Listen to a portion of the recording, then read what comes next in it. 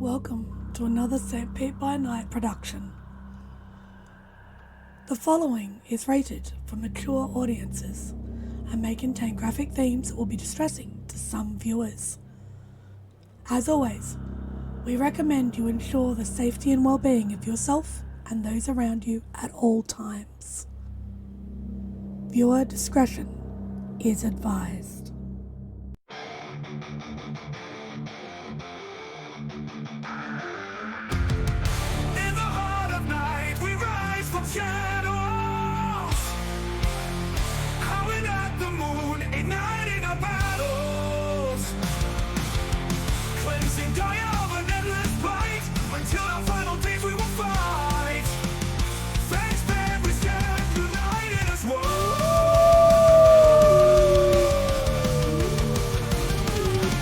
Evil spirits lurking with horror and dread.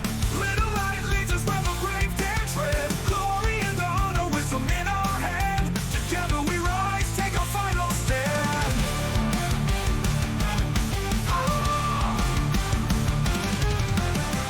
Everywhere we run, the wind is at our back. All the warm forces we will track. From the depths of the ocean to the clouds in the sky, vampires tremble as we learn to fight. Rage across Tampa, in this fight we'll stay. Evil spirits lurking with horror and dread. Little light leads us where the brave dare tread. Glory and honor, wisdom in our hand. Together we rise, take our final stand.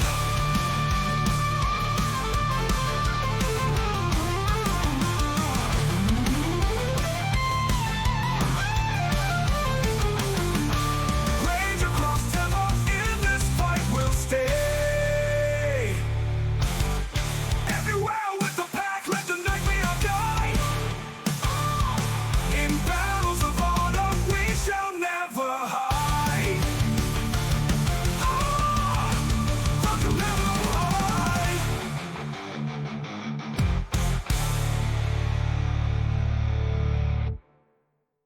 Good evening and welcome to the St. Pete by Night Entertainment Network. St. Petersburg by Night is a World of Darkness role-playing community originating in St. Petersburg, Florida. My name is Kent, also known as Kent on all social media, and I will be your storyteller tonight. It's Friday night, and you know what that means. It's time for Hell Hounds, our Werewolf the Apocalypse 5th edition chronicles set in Tampa Bay, Florida, where a pack of young guru have traveled from Michigan to assist the Sept of the Evening Star in combating the forces of the worm, both physical and spiritual. You can follow St. Pete by Night on all of the social media listed in the description down below, and you can join our community by following that Discord link where you could take part in one of the many activities we have running all month long. We are now offering for players to run or play in 20th anniversary or Chronicles of Darkness games as well, so head on over and join our community today. Now let's introduce our players. Players, go ahead and introduce yourselves if you please. Hi everyone, my name's Nikki and I'll be playing Delphine Ruin Speaker, the Silent Strider Theurge. Hello everyone, my name is Jay. I'll be playing Fortune Failures, the Bonar Rune, and hard rain's gonna come down like gravity. Like gravity.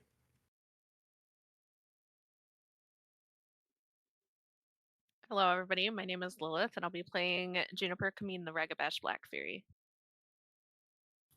Hey everyone, my name is Ben, and I'll be playing Raymond Gorn, the Ghost Council Philodox. So, Pack, it all comes down to this. The season finale, the assault on Piney Point. You have been dealing with the problems of the plants pretty much since your arrival in Florida. Now it is going to be put to an end. Hopefully. But let's get everybody caught up on what happened last week. Last week, we had the mission to seize the cargo of the truck that was containing tainted fertilizer. In doing so, it was a bit of a struggle as one of the members of the pack was feeling less than themselves and, down on their luck. And they were a needed asset in this particular mission. But through the course of events, all things ended up working out as they should, and the pack was able to make off with the tainted fertilizer in hand. But upon the truck, they found a little bit extra as well, as in the unregistered cargo within the truck, they found a box full of glowing warm stones and a hatchet in a footlocker.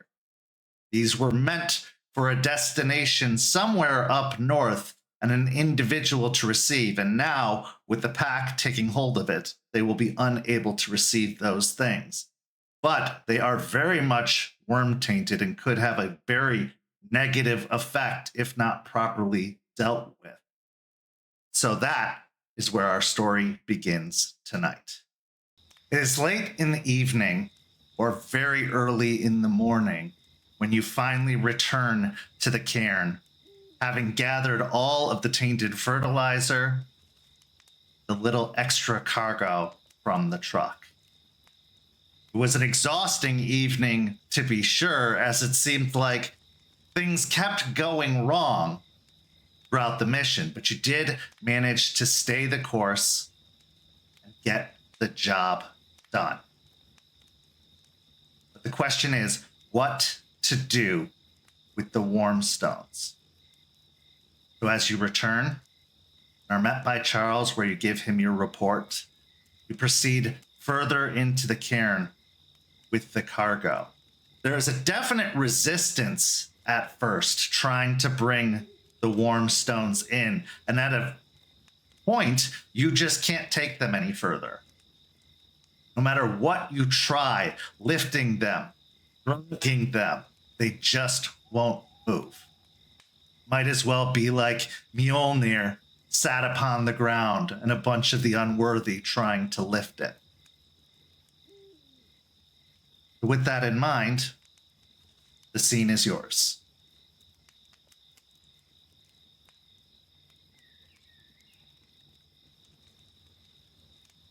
Delphine will get frustrated, actively trying to move this box and being unable to before finally putting it down, like not lifting it anymore. She assumes that she's been getting help carrying this, but she's gonna just release it and actively kick it with her foot, pissed off, and look around at the trees of the bond, just being like, what do you not like? What are we supposed to do? We have to bring them in. There's no response.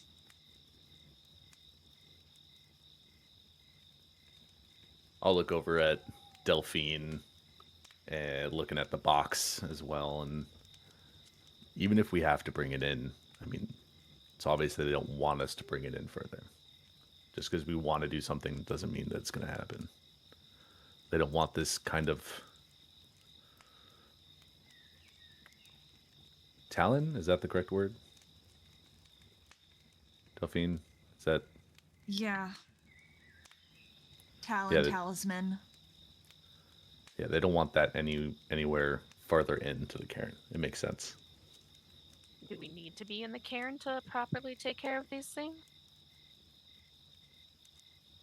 I mean, I was going to try to bring them to Eliza to help. I was going to see if doing a rite of abjuration would work on this stuff. But we might have to see if Eliza will come out here to do this. As if you willed it into existence. Through the trees, you see the silvery gray-haired, long sundress wearing Theurge, the Rite Master of the Sept of the Evening Star, sidle her way through as if she had been beckoned, called upon to be here.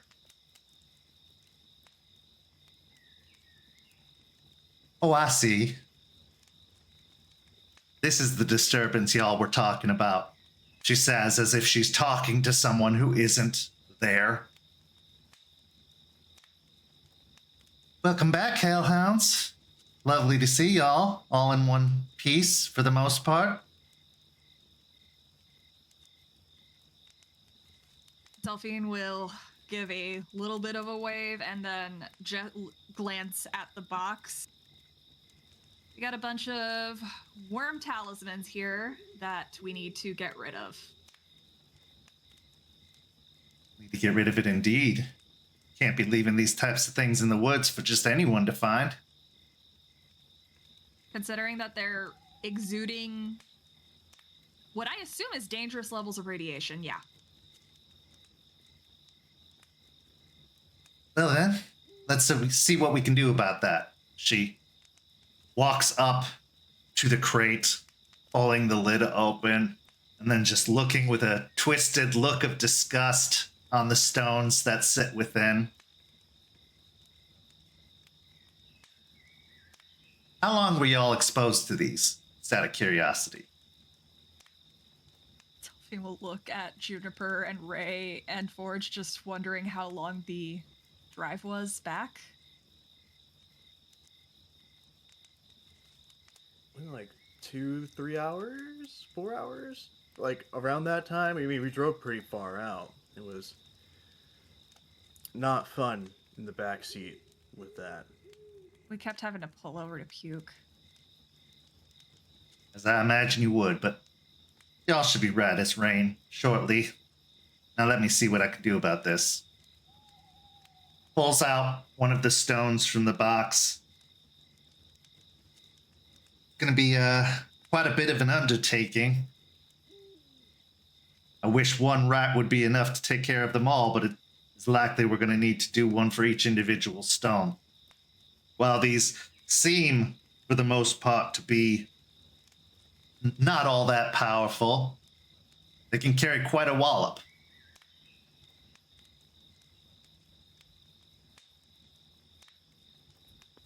With having so many together in one place, does it just make it that much more difficult to deal with them if we were trying to do it all at once?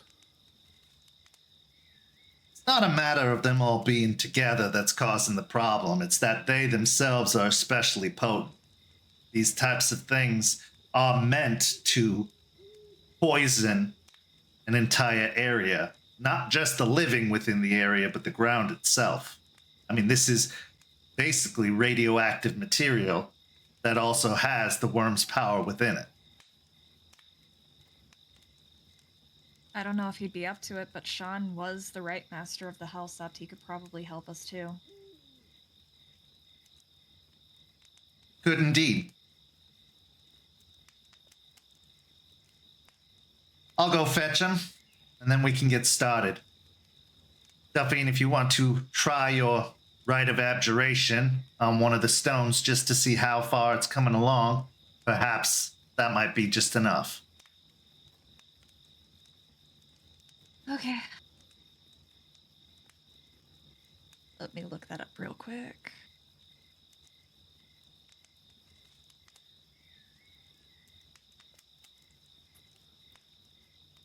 Being around all these wormstones, do I feel as bad as everyone else? I would say yes. I mean, they're not even meant to be in contact with basically anything. Anything that they are in contact with, they affect. So even black spiral dancers would suffer the effects of these stones if exposed to them. Gotcha. Okay. So Delphine will get together her stuff to perform her rite of abjuration. She'll have like a lighter in her pocket, as well as some wire that she's formed into this kind of like the shape of a little flame. It's just simple craft wire that she got from the store. And as she performs the rite, she's just muttering the chant under her breath a little bit as she's preparing the materials, lighting the end of the wire with the flame symbol on it with while she's doing the chant, the one word like you would be able to pick up is she is almost like as she's invoking Ember to inhabit the flame to purify this item. Okay. Then as you speak the words, you call upon the spirits to assist you with this ritual. Go ahead and make the roll for me.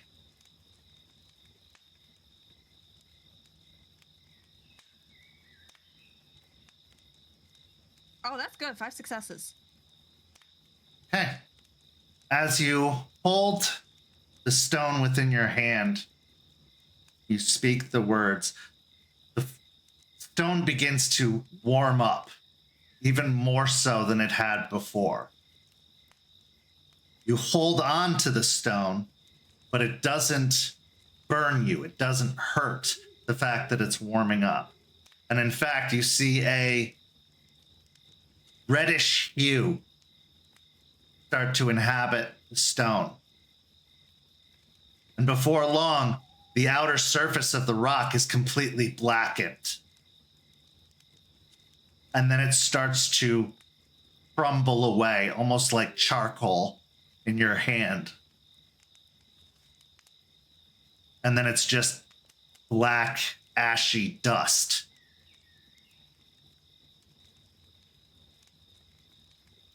Her eyes widen as she looks at the crumbling dust in her hand, and she kind of looks at everyone a little bit excited, like just being like, "Hey, I did it!" Holy shit, you did it. Look at that. It's gone. It's nothing now. Yeah, one down. And look at the box. A lot more to go. Meanwhile, Eliza takes the stone she's holding, and rather than performing a rite, she lifts the stone close to her mouth.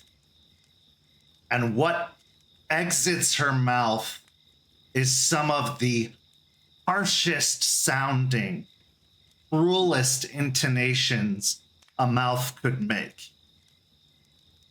It sounds like a very almost guttural, something that would almost ravage the throat to speak this way. Whereas Delphine's rite took 10 or so minutes to perform, as Eliza speaks to this stone, within 30 or 40 seconds, it just crumbles in her hand. Everyone roll me a wits and awareness roll.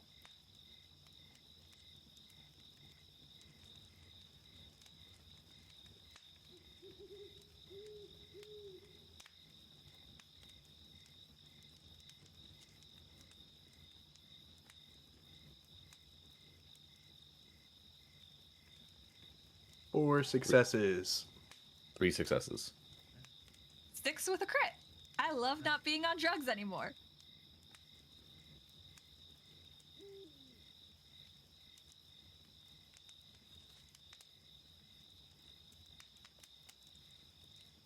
Brutal. Brutal? Okay. Because it wasn't bad enough before. Let's see what Literally not compulsion. A single success. Let's see what we're looking at in terms of compulsions here.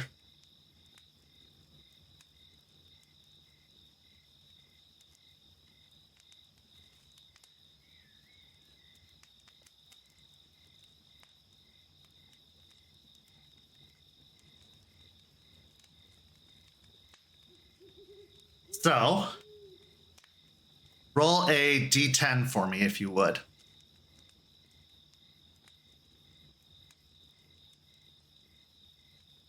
Nine. Okay.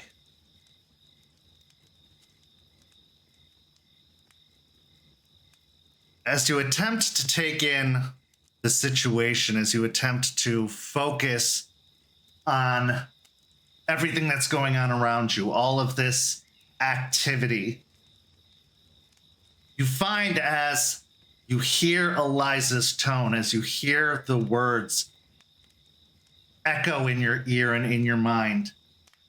You feel terror-stricken, like your core is completely turned to ice. These words, whatever she's doing, is terrifying, horrifying, to the point that you find yourself backing up more and more away from the situation as best as possible. I wouldn't say you're going to turn and run, but you're definitely not going to advance. And if you try to speak at all, it is definitely going to be with the hesitation and stuttering of someone who is absolutely terrified.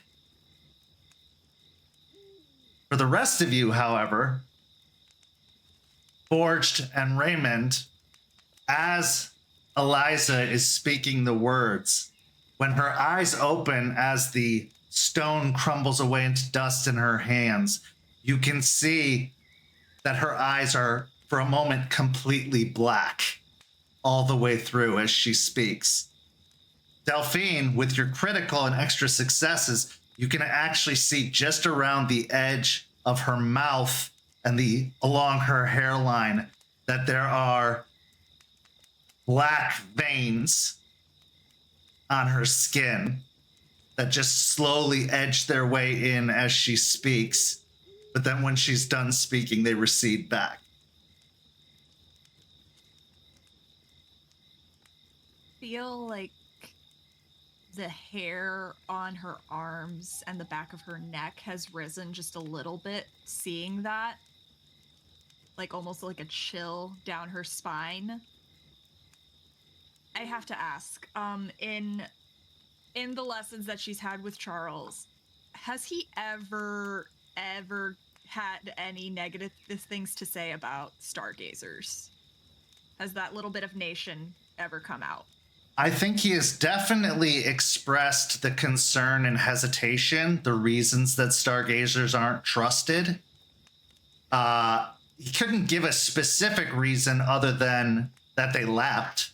They left the nation pretty much high and dry to go their own way and to follow their own philosophy. Although he would have made specific note to mention that Eliza is unusual for a stargazer, to be sure, and that she has over time earned a great deal of trust and her place within the sept. Okay. She'll kind of, keeping that in mind, she will stare at Eliza very intensely, just because this is a little bit of a shock and something she didn't expect from her, considering our environment and everything and what we do as Geru. And she'll just look over to the rest of her pack to kind of gauge their reaction to all of this before speaking. Before it even finished, I'd taken several steps back, and you just see a horrified look on Juniper's face in the direction of Eliza, and she's just like trying to form words and get herself back to center.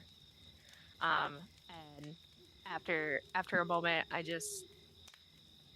finally can speak again, and I'm like, what the fuck was that, Eliza? What was that?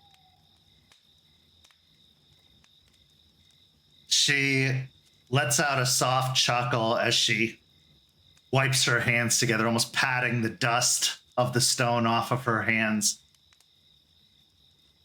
A quicker solution, unless you want to be here all night.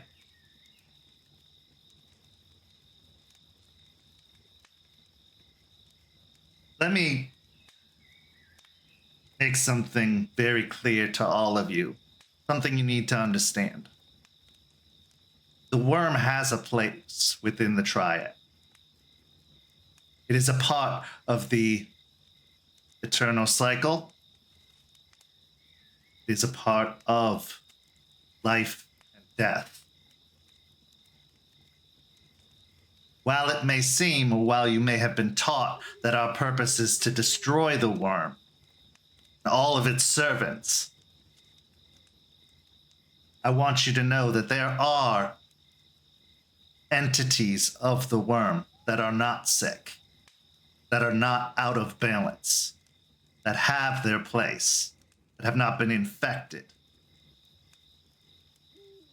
Our job, yes, while we do combat the forces of the worm, is to also bring the worm back into balance and try to find the cure for what ails it. So what I did just there is speak with the tongue of the worm. Such words have power, even the power to destroy relics such as these, talismans, talons. But it also does have a temporary effect on those who would use such speech. Makes them look all scary-like. But I assure you, it's nothing to be afraid of. When controlled, when used appropriately, when kept in balance, it can be a very useful tool, especially for expediency. But I promise you, it will not harm you. I will not harm you. And I'm happy to answer any questions you may have about this. Forge perks up as he'll just say, so we're always told, fuck off with the worm and not deal with that shit. So we're allowed to get power from the worm then? Is that what I'm getting here? Well, it depends on the source. Obviously, always check their references and make sure that they aren't trying to corrupt, because most of them will, in one way or another, attempt to find a way in or use what they have to the best of their ability to accomplish their task.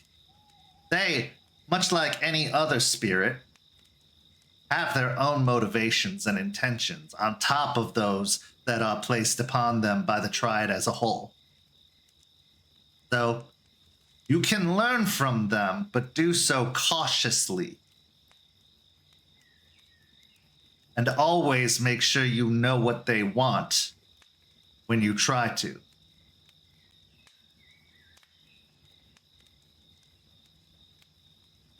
Forge nods to himself as he's digesting that information, thinking maybe he could get some cool power that would be similar to this. Remember, all gifts, rights, have a cost. Till you fully understand what that cost is, whether it's a cost you're willing to pay, always approach with caution. These abilities, these gifts, while they do allow us to do some very incredible things, they can also be taken from us like that. And she snaps her fingers. When we call upon gifts, even our ability to change, we are calling upon spirits. They are assisting us in these endeavors. Using those gifts too much or using them inappropriately can cause the spirits to view you less favorably, and in turn, potentially take away your ability to use those gifts, or any gifts, if they see so. So while there is merit to it, just remember, anything can get out of hand. Absolute power corrupts absolutely.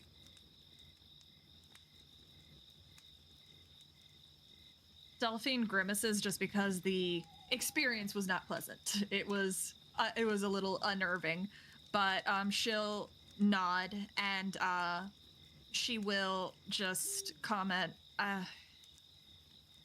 maybe a little bit of a heads up next time. And if we're just because that was, she rubs her ear. My apologies.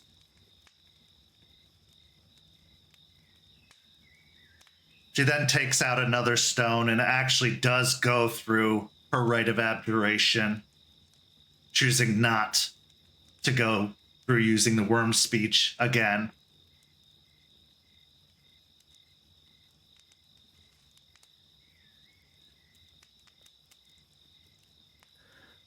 So, as Eliza picks up the stone and starts doing the rite of abjuration this time, as Eliza was doing, using the speech, I was definitely looking more, I guess, intrigued in a sense, and like just the process of it and what she was doing. And as she's doing the rite of abjuration, I'm going to walk over to the crate and I'm going to pick up a stone. And I am also going to try and use worm speech after watching Eliza use it. So, worm speech costs a rage check and is a charisma and glory roll. Okay. I'm pretty sure it's free for me to use from what you said last time. That's true. It is free for you to use as long as you have the mark. So it's just the charisma and glory roll.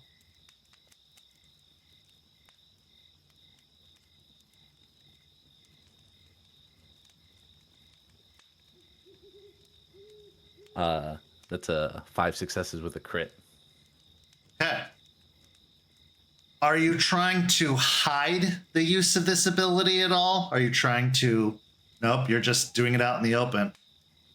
So in a similar fashion as to Eliza, as he lifts the stone, he also begins chanting in a very dark and gravelly tone.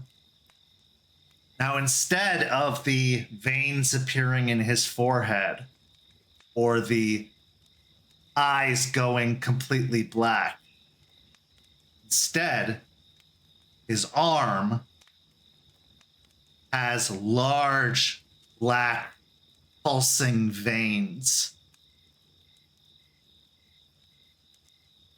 The skin looks like it's cracking with these black lines that just trace themselves haggardly across it.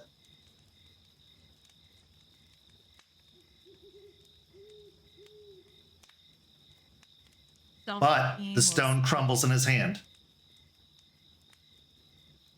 When he started speaking, Delphine's definitely would have whirled her head to watch him, and just would be staring at the black marks on his arm as he was performing the rite, or the gift rather. She doesn't say anything to him when he's done, and the stone is a crumpled mass in his hand, but she does give him a look of just... It's the most guarded look that she's ever had around Ray. And there is some concern in there as well. But she'll ultimately just give a glance to Juniper, grab another one of the rocks, and just progress into however long this process takes. So I would say it takes the better part of 90 minutes or so to dispose of all of the rocks, including rest, recovery, moving on to the next stone. Yes, a rite only takes 10 minutes, so theoretically you could do this back to back to back, but it is an exerting of will that is causing this to happen. It does have an effect on anybody who are taking part in the rite. But Forge, it looked like you were going to say something. Yeah, because, I may have noticed perhaps a little bit that Ray's arm looked a little weird last mission while we were transporting boxes. It never really paid much mind. The lighting was weird, whatever. But now, He has this freaky-looking arm. He destroyed the wormstone using a worm gift that I was just told, and no one has said anything. So Forge is gonna speak up, kind of looking around at first, waiting for someone else to say something before he goes, Are we just gonna ignore that? We passing over this? Ray just using a worm gift and his arm going all freaky after we talked about not dealing with worm stuff or keeping secrets. I don't remember us talking about Ray getting that. I am also just equally as horrified at Raymond at this point, watching this out of fucking nowhere. And as Forge speaks, I nod my head. Yeah, yeah, it's so funny because I also remember having a conversation that kind of went along those lines, the whole pack, and this is pretty new. Is this is this something that you got from your bestie? Is this some sort of secret best friend with a worm man gift? What when did you start doing this? Delphine will look over at Forged and Juniper and then stare at Ray while she's saying this. I assume, seeing as it's the arm that worm spirit we talked to went into, Forged, you were not feeling your best, so we just went and talked to a couple of spirits while you were incapacitated. But I assume it has something to do with that, and it's the cost of the deal. Ah, right. Yeah, that part. What a nice little neat little trick you got there. It's so cute. I'll be looking at my arm because I did not expect that 100% with how abrasive the black vein showed and how like much it affected my arm. So I'm also surprised at that. But after a second, wiping my hands with the dust, I wasn't aware it was something I could do either.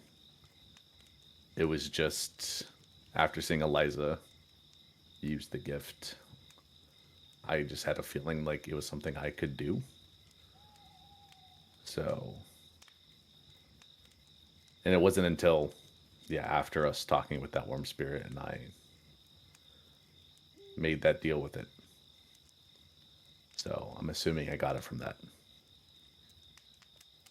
Eliza looks over at Ray and his eyebrows are raised, especially at Delphine's mention of you all going to talk to a worm spirit.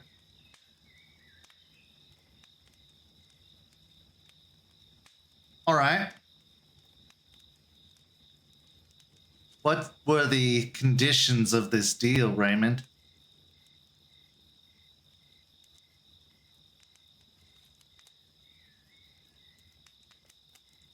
Well, initially, we went to get information from the spirit. And after the information was given and we asked the questions, the spirit wanted us to give it access to whatever we were building, what we were working on. If I'm remembering correctly, Delphine, Juniper. Yeah, whatever we were going to. It said we were going to create something, and it wanted access. And so we were discussing it for a long while, and the spirit said that if we didn't accept the deal and we didn't accept the payment that it wanted us to give, then it would erase the information that was given, and we would not remember what we asked or what we found out. And I asked questions that were more pertinent to my problem and to my situation. And I felt like that was maybe the reason why the payment was what it was. And so I offered, I guess, in my words, was what, a bit of myself, and it accepted, crawled into my arm, and left this.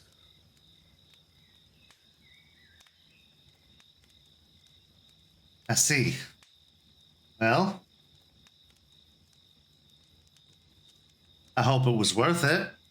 I hope you got the answers you were looking for and the information you needed, because you gave it exactly what it wanted, access. Because anywhere you go, it goes.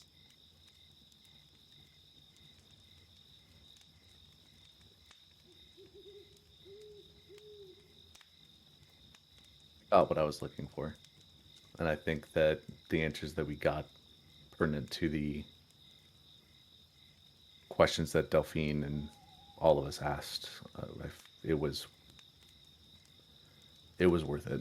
And I felt like I needed to take on that burden to accept the payments. That way it didn't have access to all of us, but I guess that failed. Yeah, who decide that is worth it? Who's saying that? Who's deciding that? Because I don't remember being a part of this. Did you guys decide it was worth it? I looked at Delphine and Juniper. I didn't. I was going to suggest we just leave and forget what we learned. But Ray had already agreed. Yeah. Gotta say that in that moment, it was not a group decision. That's an awful lot of sarcasm for someone who's terrified to their core. Shaking in their boots. Just saying. I mean, it would. Juniper can still be sassy when she's Sure. terrified. Okay. Defense mechanism. Yeah. No, it's fine. No, it's fine. I can cut that. It's fine. It's fine. I'll Go for clean it. up. No, it's good. It's good.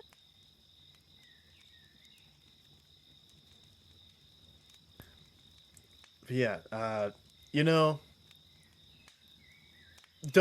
I mean, am I tripping for feeling like this is kind of like pretty crazy to have happened, and we're kind of just glossing over this a little bit and kind of making this a little. No, we're not glossing over it. I No, told it's him fucking terrifying. I told him after it was done that the second, and she looks at Ray very intently, the second this Piney Point stuff is done, the second this Jordan stuff is done, we're dealing with that next. And I agreed. You know, if you guys want, it's something that we should deal with. I made the deal and, I paid the price, but it's definitely not something we should put to the wayside or ignore. You keep saying you paid the price, but we all are paying the price because, it's going to have access to wherever you are. You keep saying this like you're downplaying it. Like, I don't know, man. What do I know? I'm just here. No, Forge, you do bring up a good point, but I will admit that we right now we have another task we have to focus on, and this can't be a priority. Piney Point needs to be our priority. Getting rid of these needs to be our priority right now. Well, I think I can take it from here. Why don't you all head further into the can to get your briefing for Piney Point?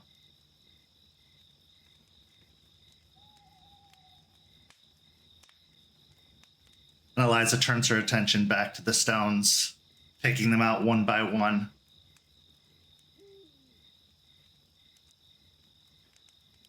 Forge just kind of narrows his eye towards Ray.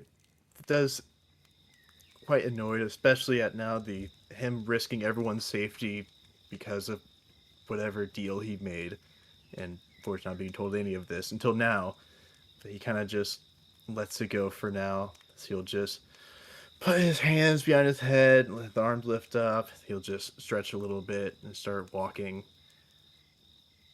As they're walking, just because she does feel guilty that he hasn't been filled in as much since they've been respecting his feelings and everything, and the space he's been needing. She does fill him in on everything that happened while he was convalescing.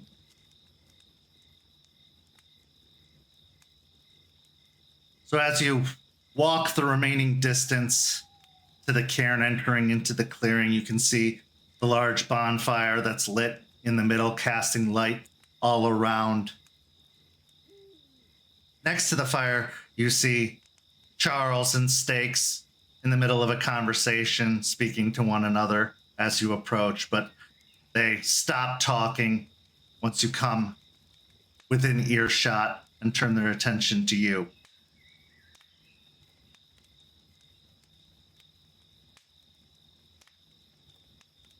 Well, Pack, first I want to congratulate you on accomplishing your task. This was a necessary success, and you made sure that it happened. However, the work's not done. In fact, if anything, this is just the beginning. Because now we have to put an end to Piney Point. Our ability to cut off their supply, to cease their operations, was temporary at best. In order to ensure that this doesn't happen again, that they don't just simply move and start up business somewhere else, we have to destroy Piney Point. We have to destroy everyone involved.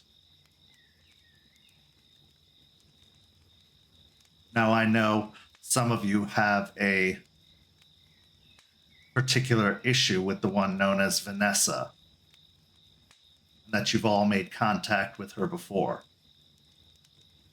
Therefore, she will be your target. Your primary target. We will be launching a two-pronged attack on Piney Point.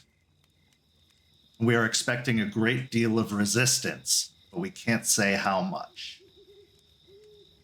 Now, with the assistance of the other Farah, including the Ratkin and the Mokale, known as She Who Shines, they should be able to cover a good majority of the forces in the front, allowing time for you to get to the administration building.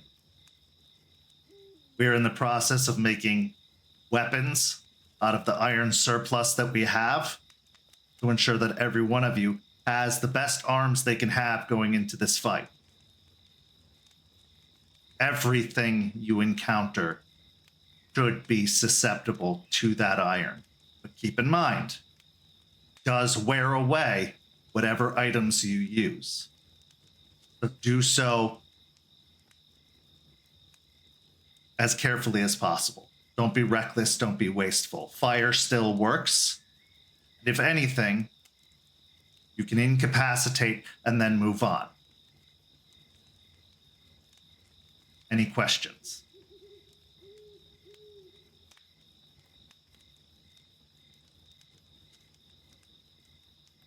So, like, as Forrest heard Vanessa, he stiffened up and his eyes widened and kind of almost feels a sense of shock. Like, he not, like, this can't be happening right now, right? Like, he always just kind of thought that this revenge thing wouldn't happen, that he wouldn't be able to get what he wanted. But now it's suddenly just put right in front of him.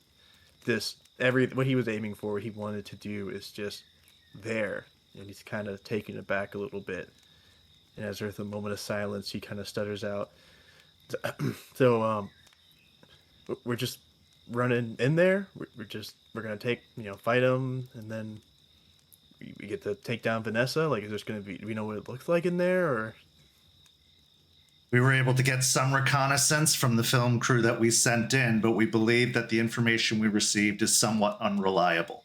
Now, Eliza was able to inform us with some of the information the previous sept had in their encounter with Piney Point, but we do believe that much has changed in the interim. We know that the Umbra is not safe, and most of the spirits that have approached Piney Point, even from the Umbra, became infected.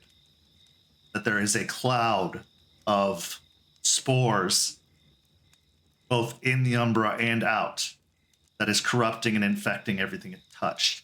That being said, we have a possible solution to avoid us from getting infected in the process. A temporary cure, an inoculation. If that is successful, then you shouldn't have to worry about infection. Till I have the full details of what that involves.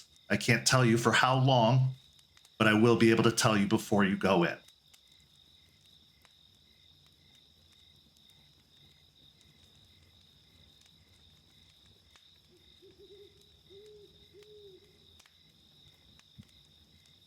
We know that there are two... Oh, go ahead. No, you go. My question might be irrelevant from what you say. We know that there are two primary buildings. The greenhouse, which my pack will be taking care of. The administration building, which will be your responsibility. We believe that Vanessa will be in the administration building, especially since it is a bit better fortified than the greenhouse. Once you gain access, you move quickly and with as much force as you can bear through that building, destroying everything you come across. And when you find Vanessa, dispatch of her.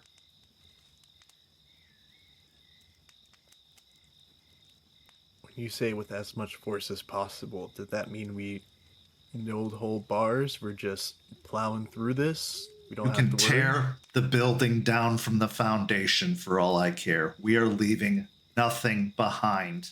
We will not make the mistakes the previous sept did.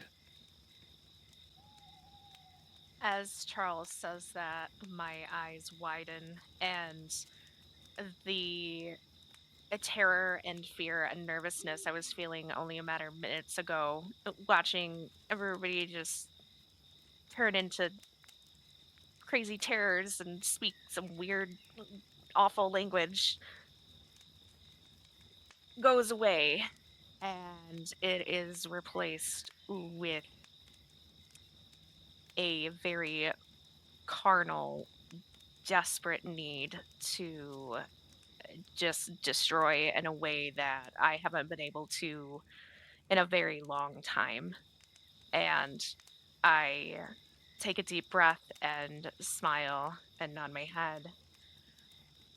Oh, finally, we're finally gonna be able to just go all out, just fucking destroy it all.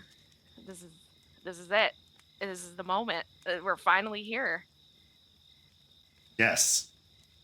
Because of the location of the facility, we believe there is little risk to the Vale, as it is on a section of land that goes out into the bay. That being said, powerful does not mean reckless. Have to keep your head on a swivel. You have to be aware of what's happening around you. They have all the reason in the world to be prepared for us. And we don't know what other horrifying experiments they could have been working on in the interim. When we dispatched of the Vine monstrosity, it had silver-tipped teeth and claws,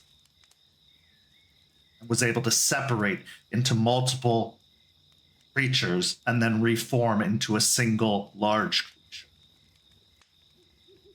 They have been working and had the advantage of time on their side for a long while now.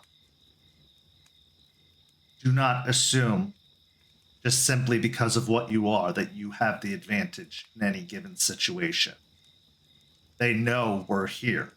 They know we exist, and they have been preparing for us.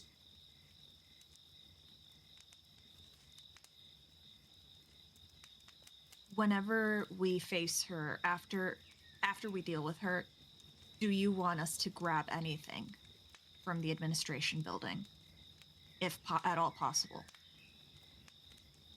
If you are able to find any communiques, those would be useful, but they are not a top priority. Destroy everything that you can. But any correspondences with any other entities that may be outside of Piney Point, very useful. So like a phone, like her phone, or maybe even her hard drive? You can get it, but it is not the top priority. The top priority is destruction.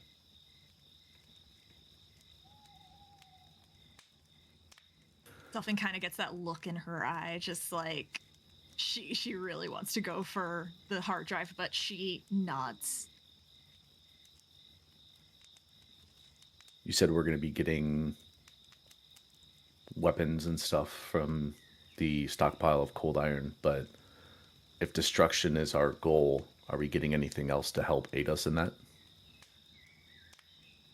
We have some items being worked on. The Duskborn, known as Spud, has been experimenting with the iron for some time. But that being said, Artie has also supplied some sources of his own, including what he calls a worm program that, when inserted into a computer, will eat away at all of the data within the computer, like a computer virus. It should sabotage and destroy their systems. He also has plans to take out their power when we arrive, though we do expect that they have backup generators.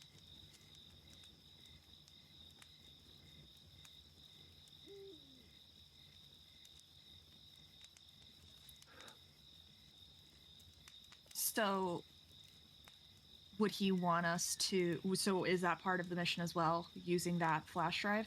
Is it, I'm assuming it's on a flash drive? Yes, it is not part of the mission, but it is a tool available to you. I want to have it in your hands, so if you see a prime opportunity to use it, do so. The servers will likely be in the administration building. But if you can't poison them, then destroy them.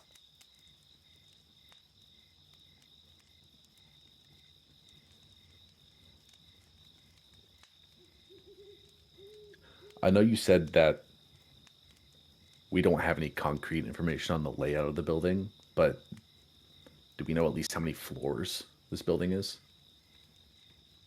It is 2 floors. At least last we knew. Again, it's not concrete, but even in the illusion, it seemed to only be 2 floors. Got it. Does the Sept have a smoke screen ready for after?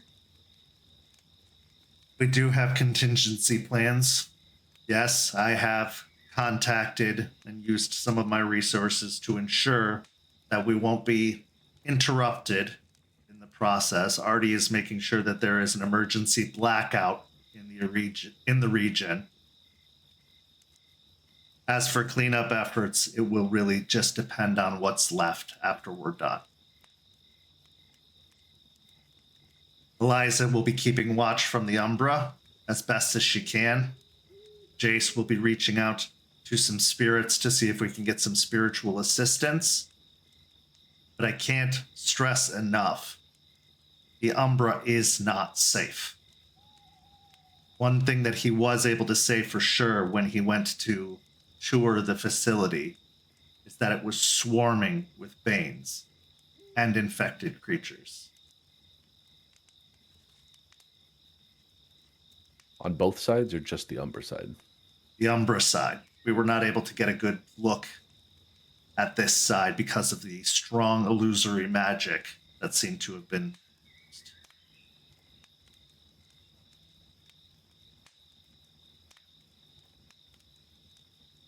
I need to clarify my question.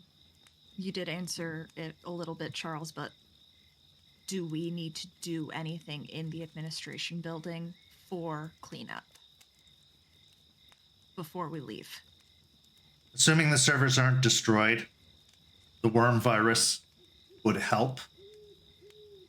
But again, I'm worried about taking out the threat first and foremost. If you are able to successfully do that, we can worry about cleanup afterwards. But as long as any of their strongest entities remain, cleanup is the least of our concerns. We can't let them escape and start over somewhere else. We can't let any remnant of them remain behind after all is said and done. We must ensure total annihilation.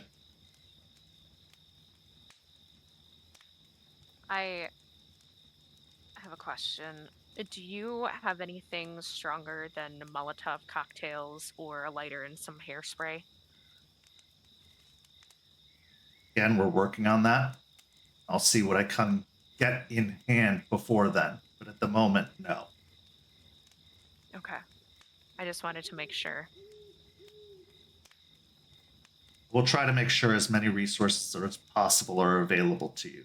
But we do have a lot of angles we have to cover on this, ensuring that our Farah allies don't feel like they are being used politically, ensuring that Eliza can stay safe in the Umbra, ensuring that both groups have everything they need.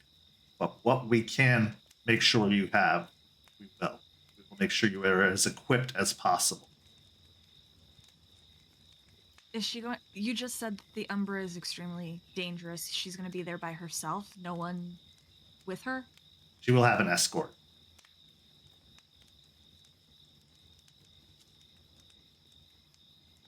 Okay. Believe me, it was upon her insistence. Otherwise, I would not have chosen that. So you said this is a two-pronged attack. I'm assuming we're going at the same time to ensure that, no response is going to be able to quickly shift one way or the other. Is there any way we're going to be able to stay in contact with each other? Or is there something around there that's going to prevent us from actually being in communication? Don't imagine contact is going to be easy, especially as we will likely be needing to shift into a variety of forms. Staying in such contact is a lot more difficult. Once we enter the facility, again, we are not sure what we are going to face. You need to rely on each other.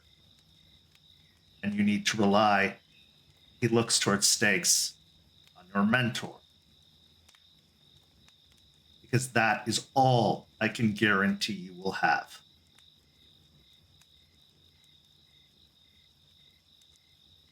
Understood.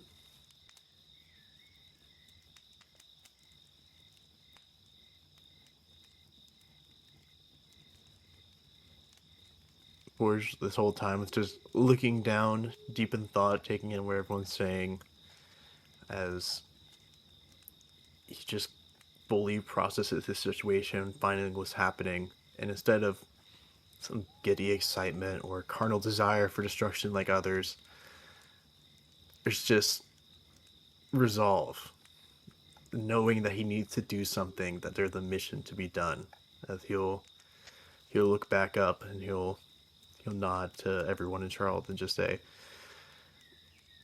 I have no more questions. I'm ready.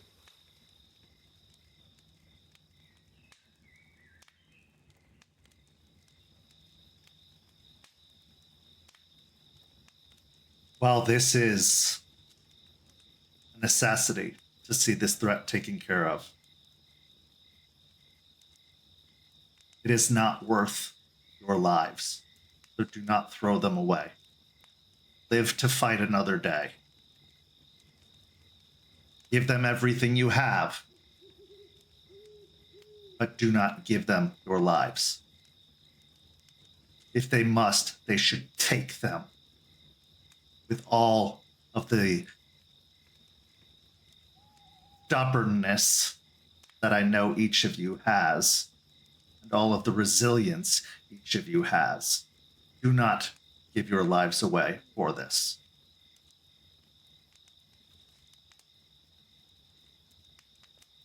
With all due respect, Charles, and she looks to Forged, whose friend was taken by Vanessa. She looks at Juniper, who Vanessa is literally the catalyst of all of the bullshit that happened between them.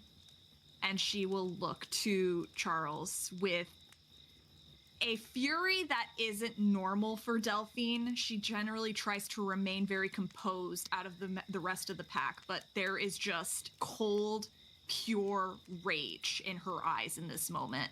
And she will just simply say, "This bitch has had it coming since hell."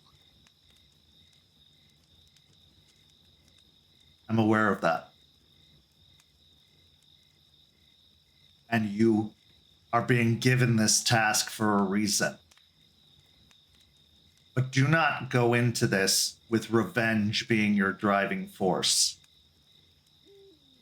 Go into this knowing that you could be preventing such tragedies from happening to others.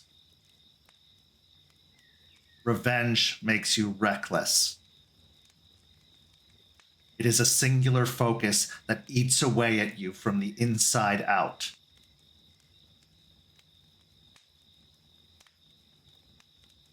And that kind of thinking has led to many Guru deaths. Don't add your names to the list for some petty vengeance. This is bigger than that. This is more important than that. If you want to avenge what you've lost, then do so to the best of your ability. Not by being distracted, not by being lost, not by only seeing red. Because if you lose control, as we've seen in the past, could end up hurting each other instead.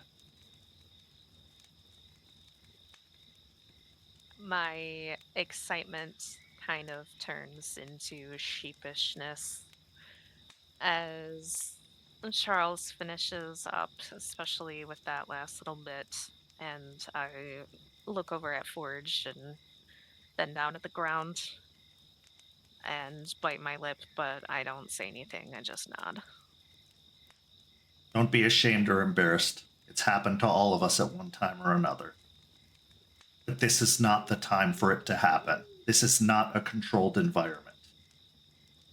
This is a very dangerous situation, and they are going to do everything they can to throw you off. Stay centered, stay focused, stay on target, or else stay home. Because you will only be a liability to the others if you can't.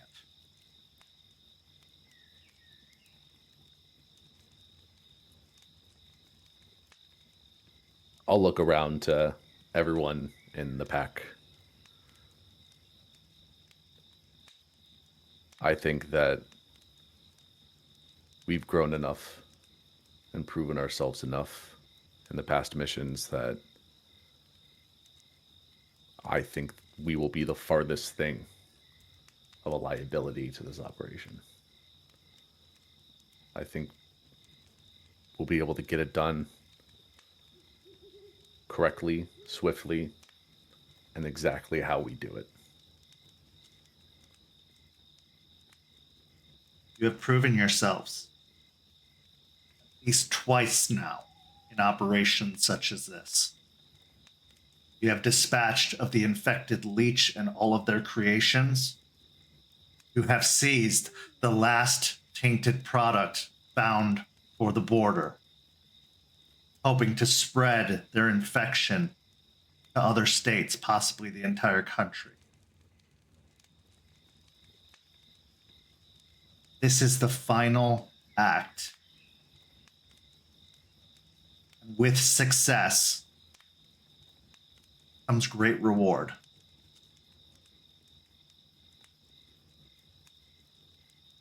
Don't fuck it up. Don't second guess yourselves. When you make a decision, commit to it.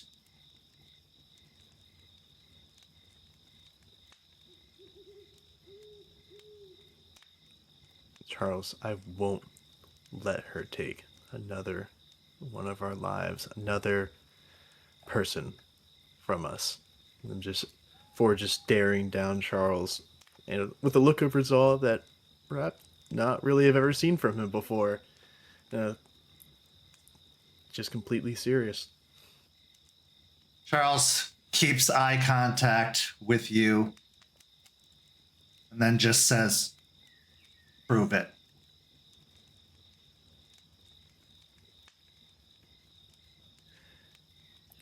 He doesn't say anything. He just gives a slight nod as he walks away a little bit, and he starts stretching, starts getting prepared for what's to come.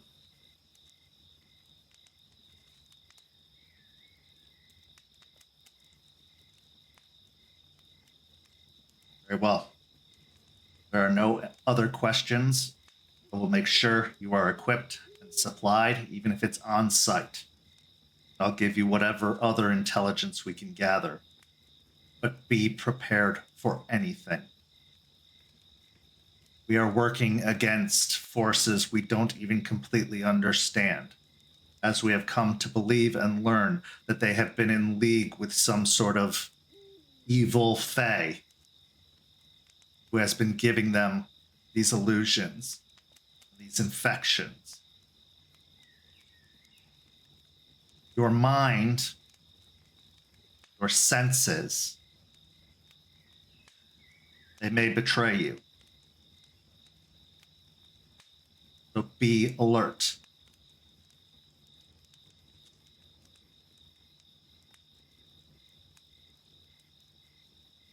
We will. We'll be careful, but we'll get it done. Very good. And I will see you all on site in 4 days' time.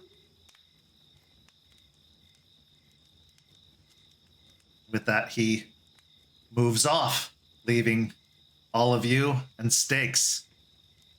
Stakes, who has a long neck bottle in her hand, just raises it to her lips. So, you decided to give me a night off or what? She takes a drink from it. We can handle some things by ourselves. We don't always need a babysitter.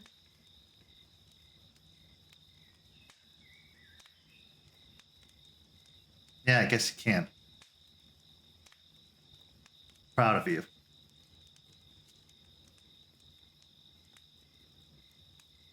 But also, don't forget, I want a piece of the action too. This isn't about babysitting.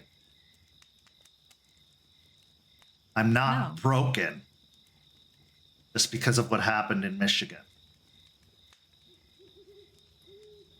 I don't think any of us think that you're broken from what happened. And we didn't intentionally give you the night off from our last mission. And I know that I feel that I'll be way more calm and way more collected having you there on this mission. Because I know that you can dish out some damage and fuck shit up. Not going to really have a choice this time. Whether you like it or not, I'm going to be there.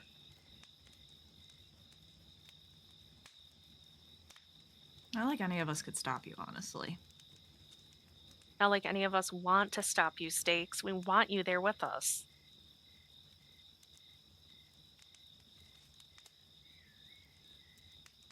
I know. But I also know that some of you are a little protective of me. Don't forget, I've been at this a lot longer than you have.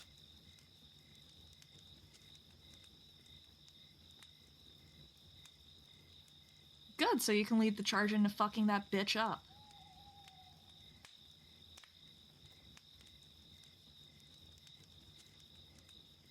She chuckles and nods her head.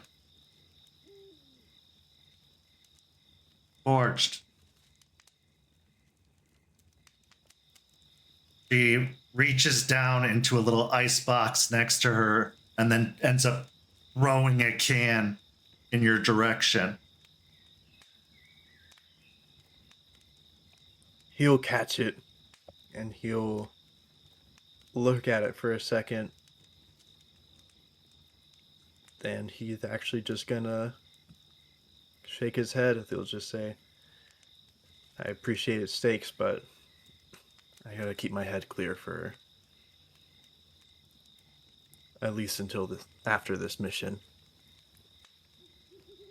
All right, we'll celebrate then. He'll nod as he'll underhand toss it back to her. As he'll say, just make sure to keep it cold until we get it, alright? She gives an awkward smile as if she's not used to giving human smiles and then just nods her head.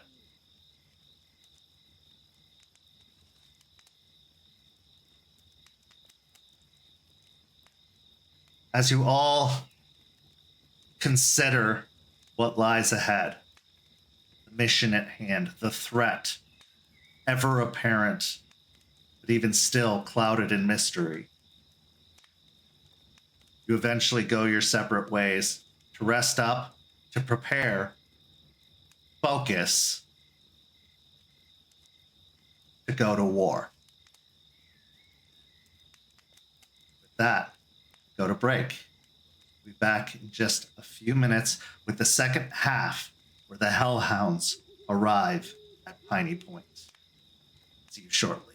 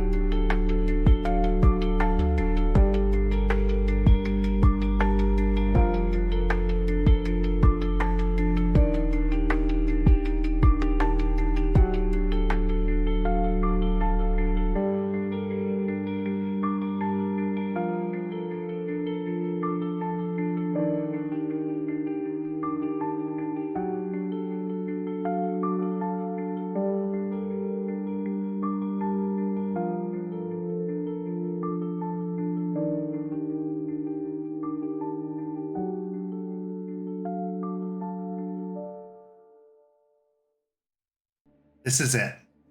It's all come down to this. As you stand outside the barbed wire fence that surrounds the property known as Piney Point, stand near the roadway. You're not alone. While the elders of the Sept are present, there are also several other figures in attendance. Some you recognize, most of you don't. There is, of course, the Ratkin, all standing nearby, huddled together, exchanging jokes. One of them is throwing whippets at the ground at the other, causing them to kind of bounce their feet around. You can tell that they are charged up and primed for an attack, but looking upon them, you see just how young they are. Teenagers.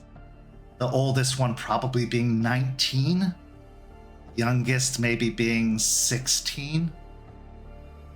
And they're about to walk into a hellscape. A battle that could claim their very lives. And then there's the other entity, one that none of you have seen firsthand. A woman with very dark skin and a single braid that comes out of a shaven head going down past her shoulders.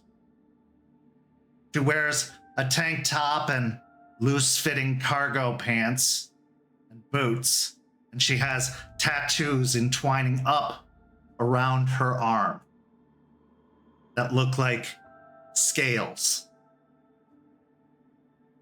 This is the one you may have heard about in passing at the cairn, the Mokale, she who shines, a weregator, and maybe even something more, as words of dragon have been tossed around in reference to her. She is stoic and almost unapproachable, as her eyes, with a reptilian glaze to them, stare at anyone who would dare even come close, suspiciously. As the other pack talks, eventually Charles comes over with a small chest of items. He looks to all of you as he sets the chest down and begins passing out your weapons. To Juniper, he presents a cold iron sword. To Delphine, he presents leather hand wraps, iron studded. To Raymond, he gives several clips of ammunition. Forged, what would you receive? I don't think Forge would have asked for anything. Actually, he would. And it would be 3 cans of Monster Energy. Along with the Monster Energy drink, Charles pulls out 2 large iron gauntlets. They look like they're too big for you to wear in Hamid form, like they would just fall off your hands. But if you were to shift into your Glabro or even your Krynos form, these gauntlets could be equipped on your hands, as there seemed to be room for the fingers to stick out the end, allowing them to size up. He then pulls out 5 vials, all of them attached to needles to be injected. This is where he explains, this is the inoculation. Should protect you from any infection for 2 hours. Any longer than that, you risk exposure. He then offers them out, or is willing to assist anyone who is not comfortable injecting themselves. He then pulls out 2 bags, blood bags. You can see the red viscous fluid in them. You can even see the little spout at the top. From what the Duskborn has told me, this is called haze. After imbibed, it will emit a fog off of the one who imbibes it. Our plan, once we get to the gates, is to take the bags, ingest them, and immediately make for our targets. The Farah will be doing crowd control, handling the issues outside of the buildings. Your objective is to get inside as quickly as possible. Not get distracted by anything that happens around you. Stay close, stay together. For anyone who wanders outside of the fog, which is a 6-foot radius on either side, risks exposure. If you're outside of the fog, there's nothing they can do to protect you. Move quickly, move together. Some of you may even lose visibility in the fog, so find a way to stay close. He then pulls out 3 cylindrical containers that seem to have a button attached to the side. From what I've been told, these are cold iron grenades. You activate the button, you throw it as accurately as possible, and the shrapnel, which has been heat treated, will affect everything in the area without compromising the iron. If you need to, use it on the way to the building to clear the path. But use it with caution, because it is an explosive, and we don't know what the radius is of the explosion.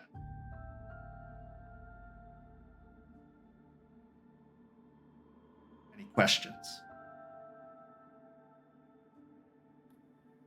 How far is it from our starting point to the admin building? We've got several hundred yards until we get to the fence, but once we get to the fence, you're looking at about 100 yards to get to the building. Greenhouse is a little further, so we will be traveling a little farther than you.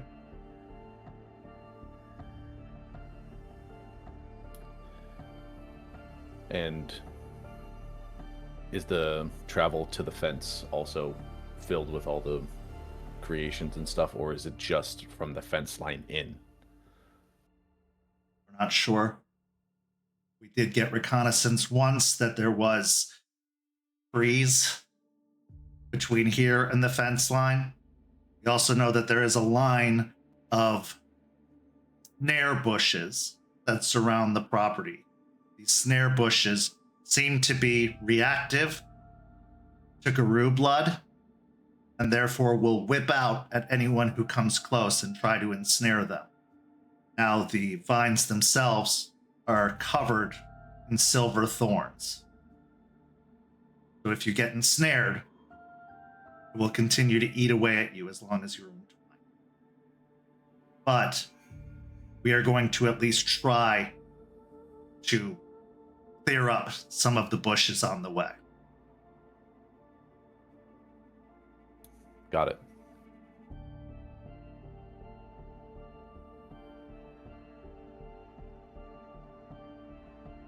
Any other questions? This is your last chance to ask them.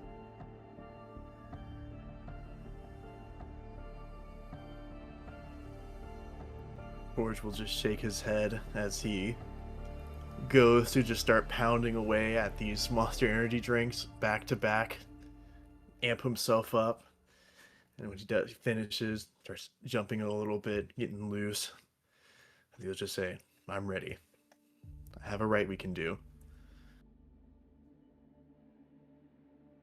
With that, Charles nods and looks to each of you one at a time. Good luck. Stay safe. Remember, you're a pack. This isn't about glory. This isn't about competition. This is about success. And at the very least, survival. He then dips his head respectfully and turns to return to his pack.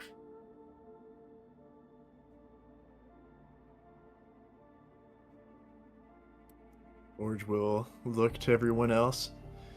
He'll say, I can do the rite of rage again. Whoever wants to join in, say so now. Let's do it. Knock me over, just don't hit me in the face this time.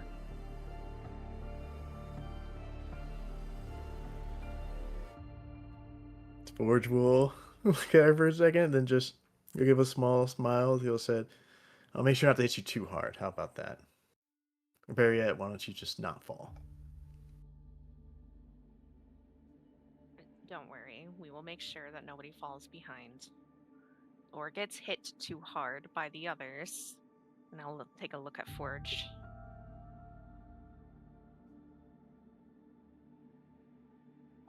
As you all gather together, start amping each other up, start shoving one another like you're in the mosh pit of a metal concert.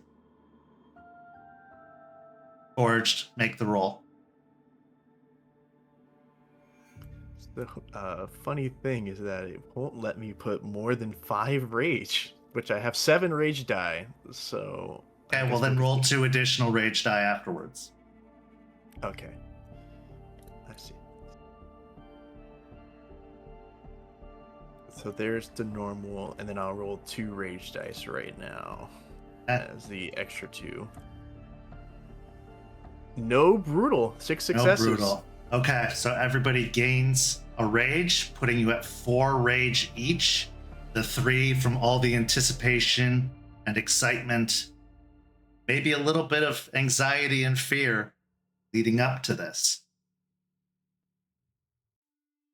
Once you are prepared, your weapons armed and at hand, you watch the stranger, the woman, move towards the fence line.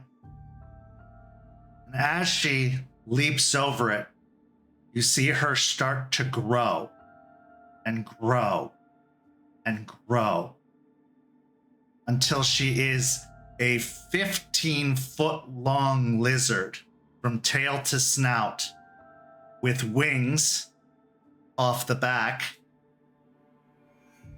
She slithers her way over this large kind of hill that seems to block the sight from the road to the facility. And a moment later, you see a bright glow from beyond as a gout of flame begins to burn several of the trees and plants from beyond. Charles walks up and twists the padlock off of the fence before kicking the gate open, and you begin your advance. As you move towards the facility, it seems like a really clean, efficient facility at first. Very nice, almost polished buildings, large fences that are well kept, a nice row of shrubbery edging the facility, and nothing else in sight. No people on the other side of the fence, no infected, nothing, until a loudspeaker crackles and a voice comes through. A female voice, a recognizable voice, a voice that causes a fire to burn within even brighter. As Vanessa says,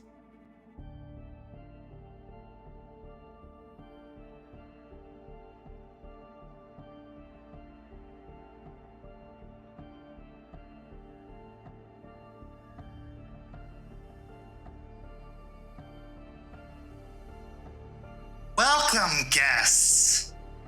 I don't believe you had an appointment, but we are always happy to be accommodating. I hope you enjoy what you see. And with that, the illusion begins to melt away. As it does so, what was a perfect, efficient wonderland of commerce and business becomes something out of a horror movie. As the buildings beyond are cracked and covered in grime, those well-manicured speakers have been replaced by black bushes with silvery thorns glinting in the light. And beyond the fence, too many to count, in all sizes and shapes, including hulks, stand the infected. An early estimate would say close to 100, maybe more. And you can see them pawing at the fences and gates, prepared to advance. You see a yellow haze emanating within the air, as if spores are just covering the entire facility. At this point, as you're swept up in the sight of everything in front of you, a cylindrical canister goes end over end, spiraling towards the facility. It lands amidst the bushes, which swing out, vines trying to snag at anything that comes close. The vines look like they could reach up to 20 feet as they whip out. But one of them catches the canister and pulls it down before detonating in a horrible explosion of iron and scrap and fire. This is one of the grenades, and it is indeed as powerful and as impactful as one would expect, as the bushes immediately catch flame. The iron searing away, burning away at them. It was a precise hit, almost directly in the center of the bushes. At this point, Charles moves up to the fence, and as he grabs it, you hear a sizzling on his hands as the fence and the gate are made of silver. But not to be deterred, he begins to pry at the fence, pulling this electronic gate open and tossing it to the side. Almost immediately, fog starts to emanate off of all of the lead pack as they go to make their way into the facility. As the fog spreads out, the infected that come to intercept them, start to sizzle and burn themselves, even as they make contact with the fog. They start to back up away from the fog, snarling and hissing, and projectiles start getting thrown towards the fog. Big chunks of concrete or loose metal from the ground. But the fight has begun. What do you do? I would like to go into Hispo form, and while as I'm going into Hispo form, was I able to get an estimate of the radius of the grenade, having seen it? Is there a roll I can make to get an idea? Sure, give me let's go with wits and awareness. Awareness should be good enough.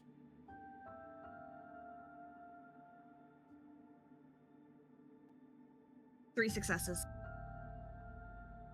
The detonation and explosion of the canister looks like it was reaching up towards 15 or so feet away. from the center blast zone. So before I go into my Hispo form, which I did pass the check, I will look to everyone who has a grenade, and I will just say 15-foot radius and fall down onto all fours into my large and emaciated-looking Hispo form. Ribs are just visible on the side, and the fur is dull. Even with all the improvements Delphine has made over the past several weeks, becoming a little fuller, a little more warmth in her exterior, you wouldn't know that she's improved at all from looking upon this Hispo form. It looks wrong in some way. What else? Forge will shift into Glabro, feeling the gauntlets finally fitting more into place. He kind of hits them against each other to test them out for a second, feel the weight, as he'll acknowledge what Delphine said and follow after. I will also turn into Glabro form, and I will be mindful of my backpack, which has all of our supplies in it, and a few of the weapons that Juniper owns. Okay, go ahead and make the rage check to shift. And Raymond. I will also shift into Glabro form with the scar on my arm, those black veins that appeared when I used Worm Speech appearing and spreading across my arm as I'm shifting into a supernatural form. As you all take one supernatural form or another, go ahead. I was just going to say that I did not pass my rage check, so I'm down to 3. Okay. I passed passed. my rage check. So as some of you grow taller, all of you grow thicker, more muscular.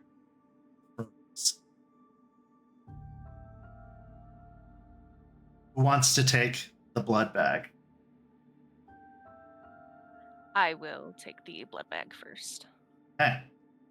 First, make me a stamina and resolve check or composure check as the viscous fluid tastes like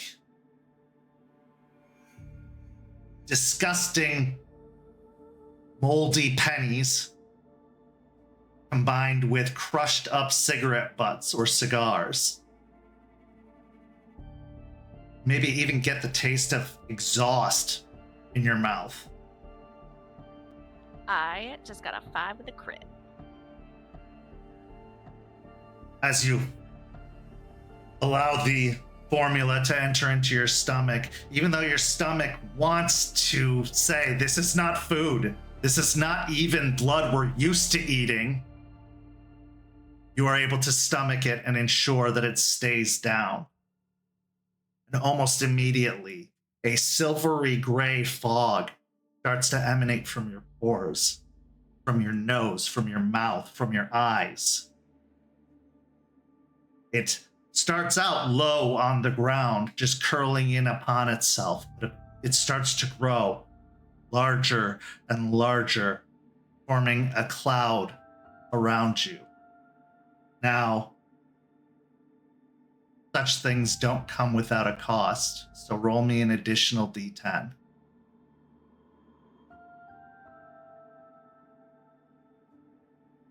I rolled a 4. So far, it seems like everything is fine.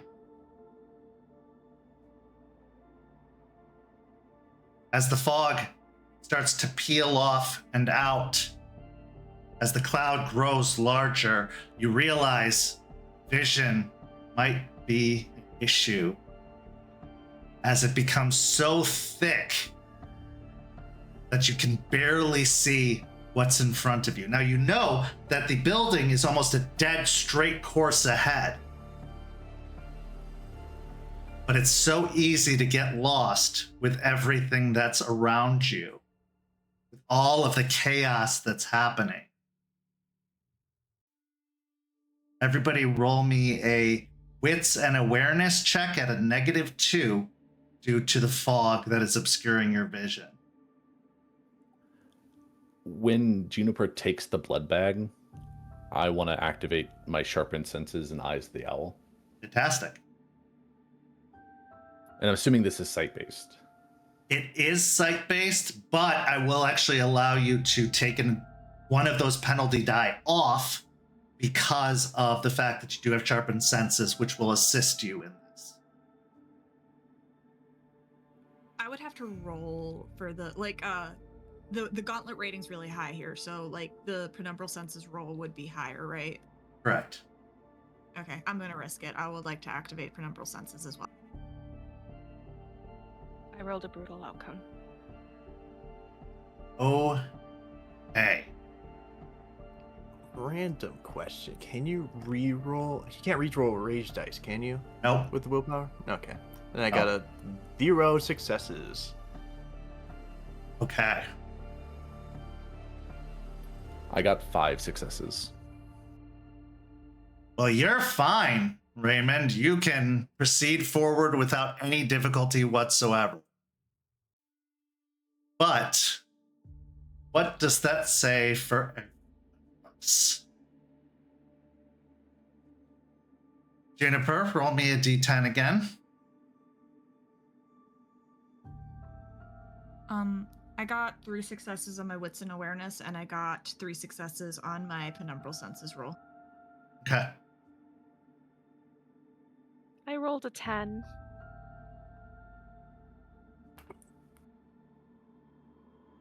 With a 10, Oh no. as you begin to lead forward into the fog,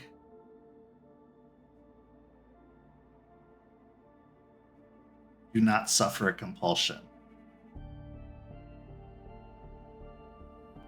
In fact, your brutal outcome becomes successes. You have 4 successes. Because, Juniper, you become a wrecking ball, rushing forward, running into the crowd, slamming yourself into the line of infected that have filled in ranks behind the pack in front of you.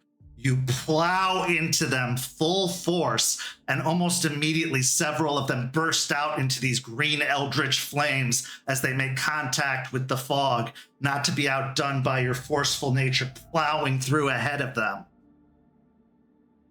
Now, Delphine, 3 successes is not enough to see to the other side, as the gauntlet is 4 in this area.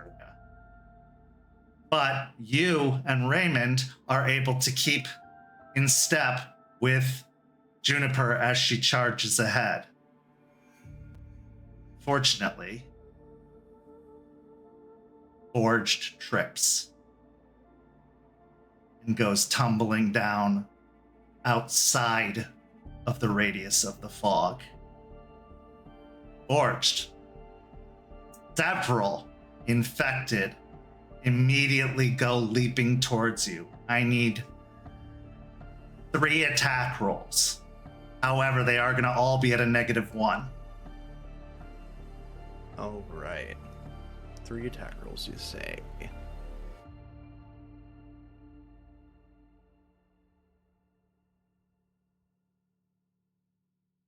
Do I get to include my specialty in grappling as I throw them off and try and just focus on getting back? Okay.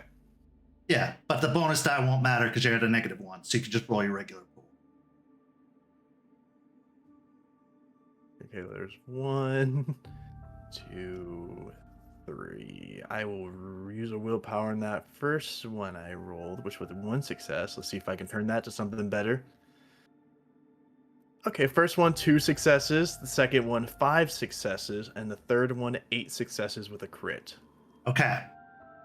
So as the infected launch themselves upon you, you take 3 superficial damage already had in the first onslaught of them just dogpiling upon you. But You manage to get back to your feet, and using your strength and momentum, you grab one of them and swing in an almost helicopter-esque pattern, knocking several of the other infected away before hurling it into the back of the fog cloud that Juniper is leaving in her wake, causing it to explode into green fire before almost immediately crumbling to dust.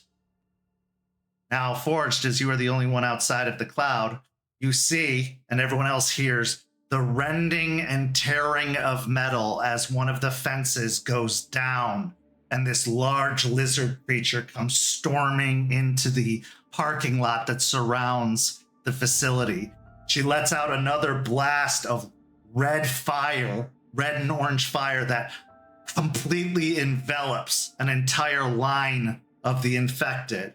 You also notice the Ratkin come pouring in as well, but this is the first time you've seen them in their battle forms. They look like gnarled and nasty rat people, some of them standing upwards of 6 feet tall. A couple of them leap onto an infected and start just driving them to the ground as they start tearing it apart, and 2 other slip ahead. In all of the excitement, you all recognize it's dark. It was light when this all began, but now it's dark. Artie has cut the power. So, Forged, I need you to make me a stamina and athletics check to try and catch up with the group and get back in the fog before being completely cut off. How about would I be able to potentially use Hare's Leap instead to potentially jump over any infected and just jump at them? You absolutely can. All right, so it takes a rage check. I'm going to roll that. Failure. We're down to 3 rage. Also, I would have gained 1 from getting hit, so Yes, you would. it doesn't matter. So this is going to be a strength plus glory, so it's going to be a 6 dice pool. I jump 3 meters for every success.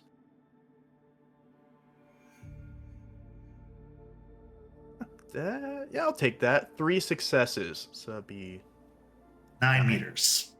That's enough for you to just launch yourself off of the pavement and come into the latter end of the fog, where you pick up and start running. Now I need everyone to make a stamina athletics check, because you are running about 100 yards full tilt towards the building.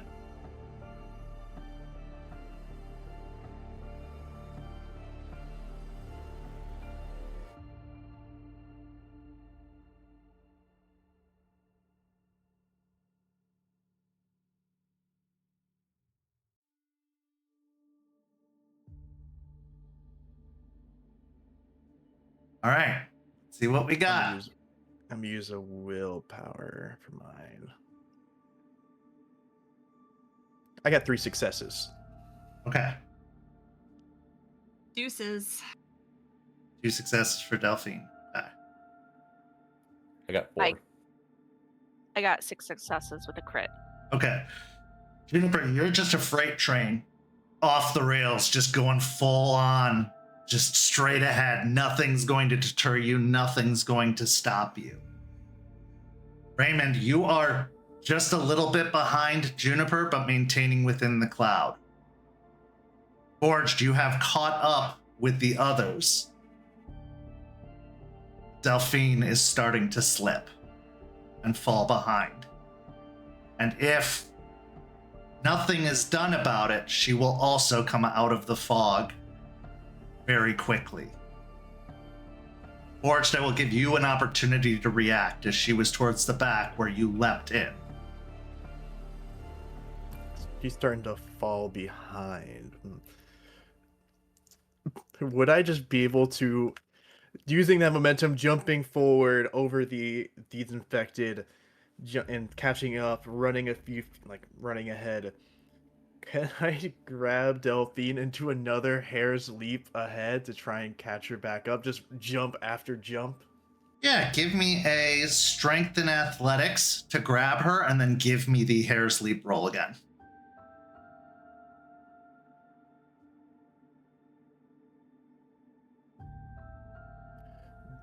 Potential brutal outcome here.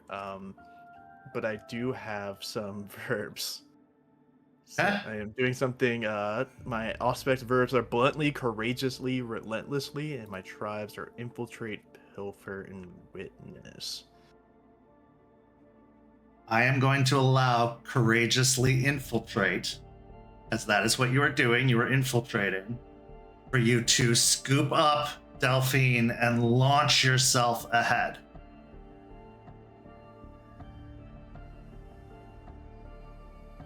Five successes, so that's 15 Okay. meters.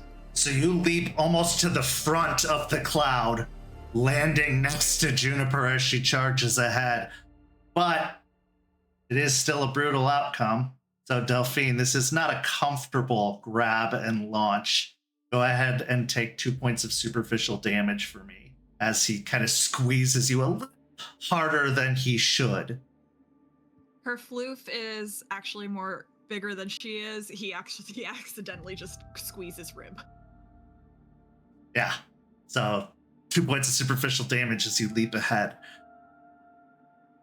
Now I want everyone to make 3 attack rolls, as some of the infected are still getting in enough to potentially hit you. Now you can do dodge instead if you would like, dexterity and athletics, but you also have the opportunity to do 3 attacks to try and clear the path on the way. I'm swinging. Because we're running full tilt, and I still have my gun. Would it be Dex and firearms? Absolutely, yeah. You're not taking time to aim at this point.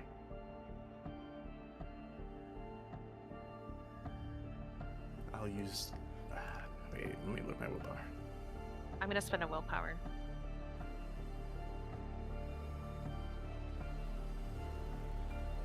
I'll keep mine as it is. I got 4 successes on my first, 8 with a crit on the second, 6 with a crit on the third. Okay. So you are able to deflect, but not quite hit one of the infected on the first shot. It's enough that you don't take any damage either.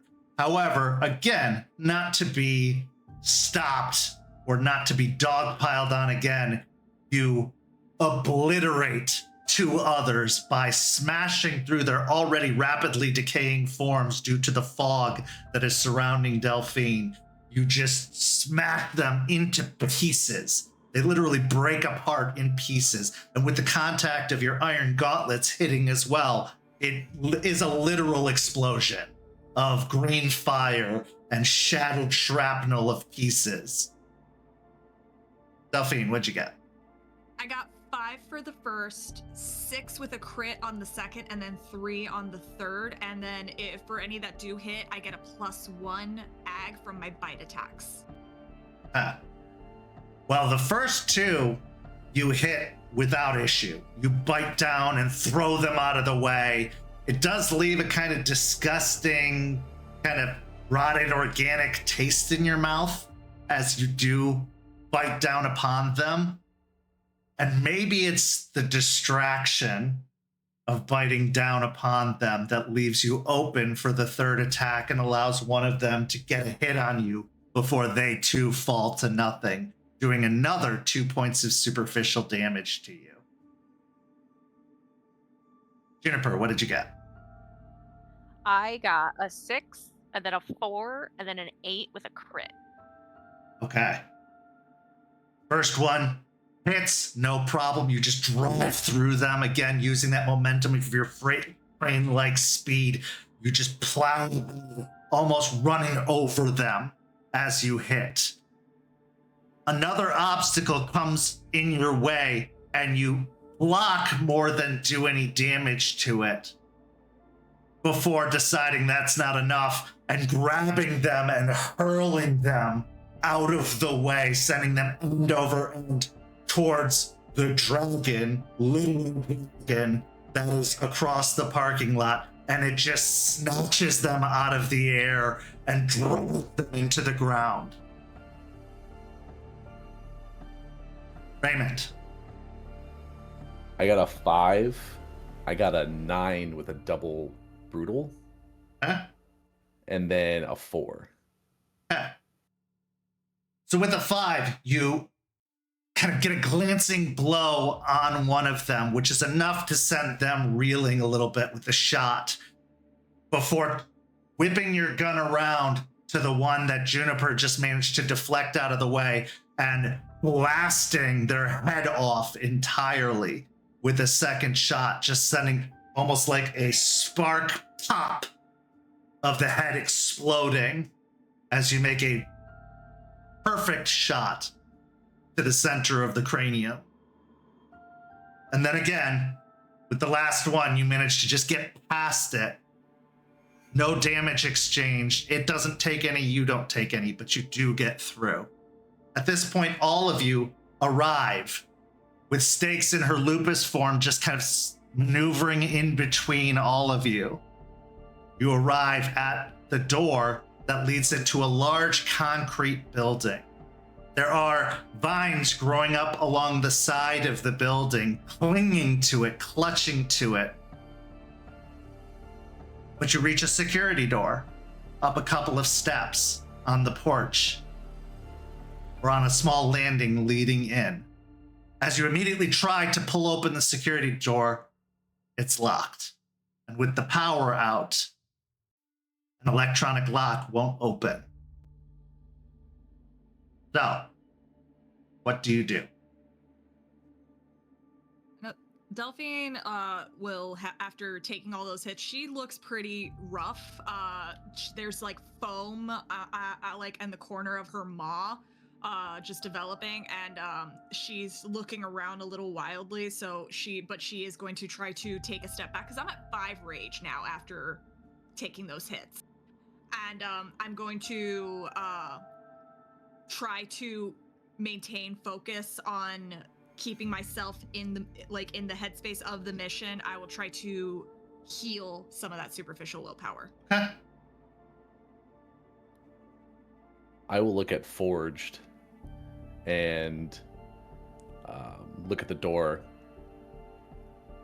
Let's bust it down. So you notice that the smoky haze that has been covering you is rapidly dissipating.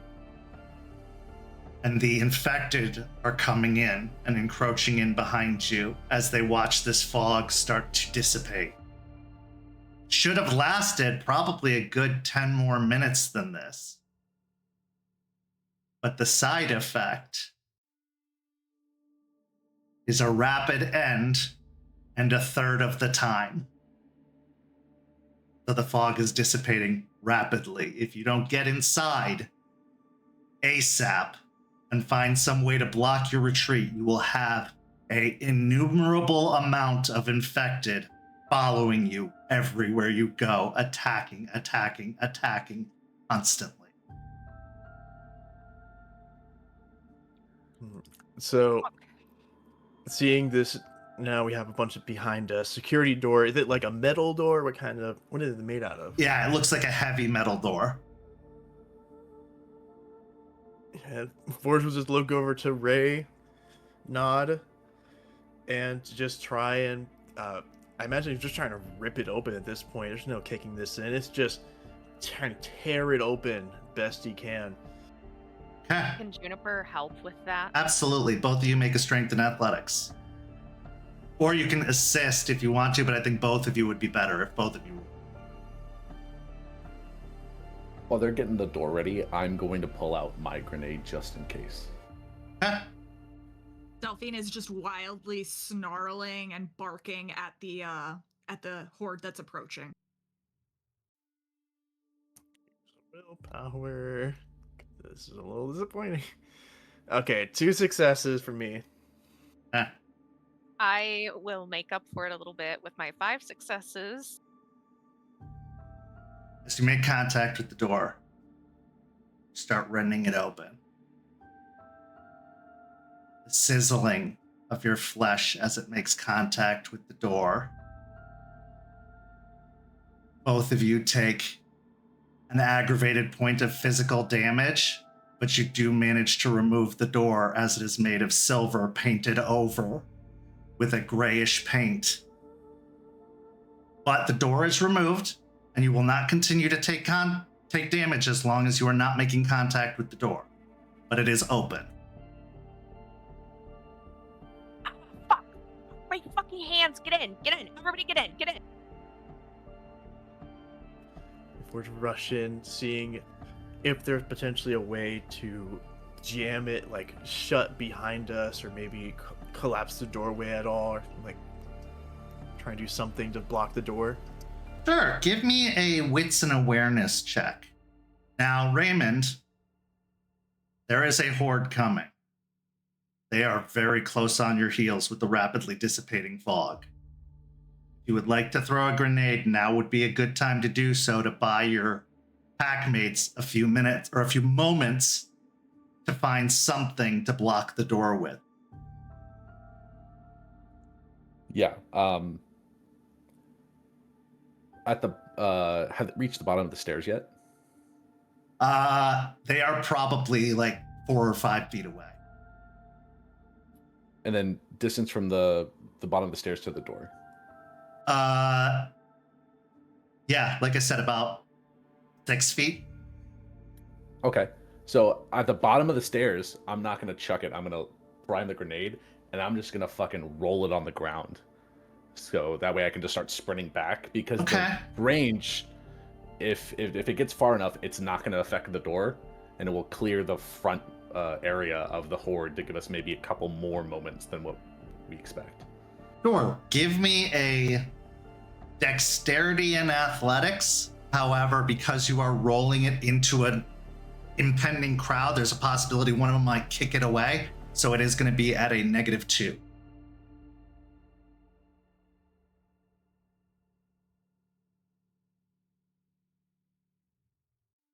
But for my wits awareness, it was 4 successes. Okay. You have a few choices. In this immediate entryway that you come in through, there are a few desks and a few heavy filing cabinets and like bookshelves that you could potentially lean over. To collapse the doorway would take more time than you have, unless you were to use another explosive, and that would probably be a bad idea at this close of range. So, yeah, the best alternative you have at the moment is to just move a bunch of furniture in front of the door. It could allow them to get in eventually, but it could buy you some time at least. And I'll start doing that as Ray gives us some more time. Okay, give me some strength and athletics to move the furniture. Not to be like, oh, I'll help, but can Juniper also help here as well? Yes. Forge would ask you if you did not help.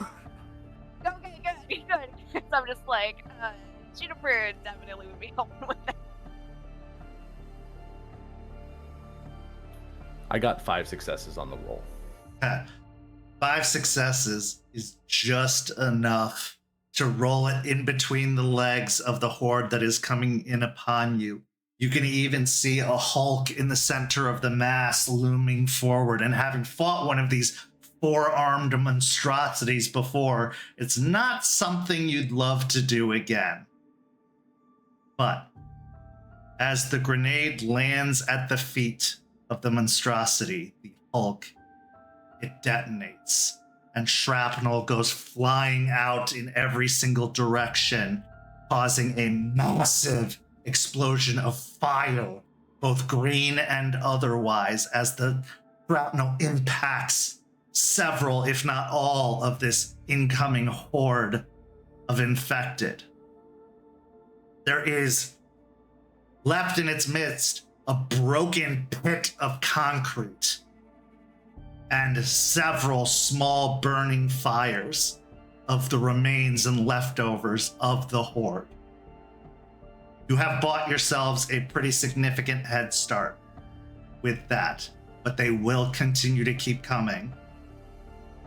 However, with the athletics rolls, what did we get? 3 successes. 4 successes. That works. With your combined efforts, one of you drags a filing cabinet knocks it over in front of the door. Another piles up a desk against it. You begin stacking just all of these pieces of furniture that you can get hands on the doorway. It'll hold for a little while, but if enough of them push against it, they will be able to break through eventually. And as we're building this barricade, I'd like to do two things if I could. I'd like to try and heal my wounds. And as we're, filling up this doorway, looking outside, if I can see the moon, I'd like to howl at the moon as well. Okay. Yeah, I'll let you howl at the moon. No problem. As you're still stacking up against the doorway, I'll say you have an opening enough to the outside to be able to see the light of the moon glowing overhead. Okay, I'm at 5 rage, and I rolled my rage check to heal. I pass. I believe I heal 1 superficial, correct? Correct. All right. Okay. I'm going to give an opportunity for a strength and craft roll to try and reinforce the barricade before you guys continue on into the room. I yeah. can do that. Could I possibly use my specialty of carpentry in this instance to try Yes. and I will give her an assist. Take an assist from me. I will also give an assist because I also have craft. Work makes the dream work. I can't help because I don't have craft. Also, I made it inside right after I threw the grenade. Just want to ask. You I'm not made it stuck inside. outside. 5 successes was enough to give you the distance you needed to be able to retreat without taking any damage.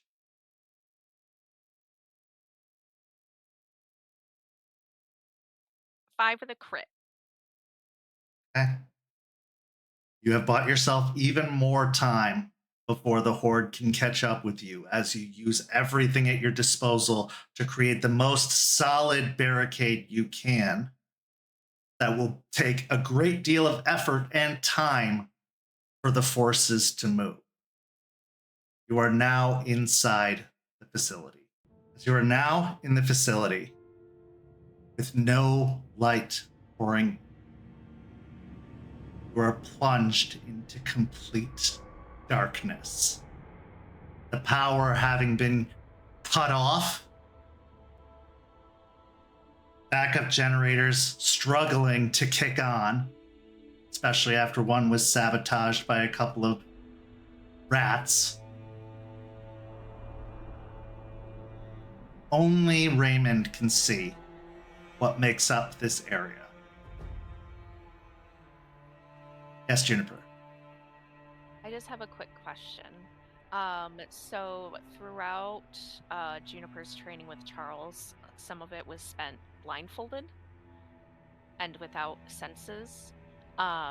So I am wondering if Juniper would have a little bit of like an upper hand here, or If you've taken a specialty in blind fighting or anything like that, I would say yes. But if you have not bought the specialty yet, you are still just learning and therefore have not quite figured it out yet. And this is a very unfamiliar environment. Most of your training has been in familiar environments. This is not that. So without knowing anything that lays around you, without knowing the terrain, as it were, there's no assistance to be given at the moment. okay.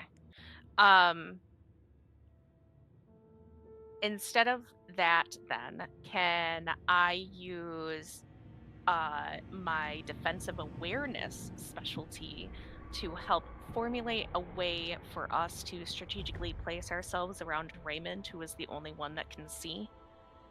And that way he could probably call out orders on like where things are. Yeah, you know what? Roll it with an intelligence.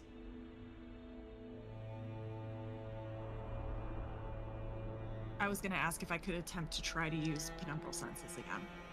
Try again, yeah? This is all rage dice. While everyone's getting in position, I will take point, gun raised, and scan the area. Okay. You seem to be in what looks like the office area of the shipping and receiving docks. There are 2 doors, aside from the one you just came in. One of them seeming to head towards what you're guessing is the shipping docks. Another one heading to an unknown location.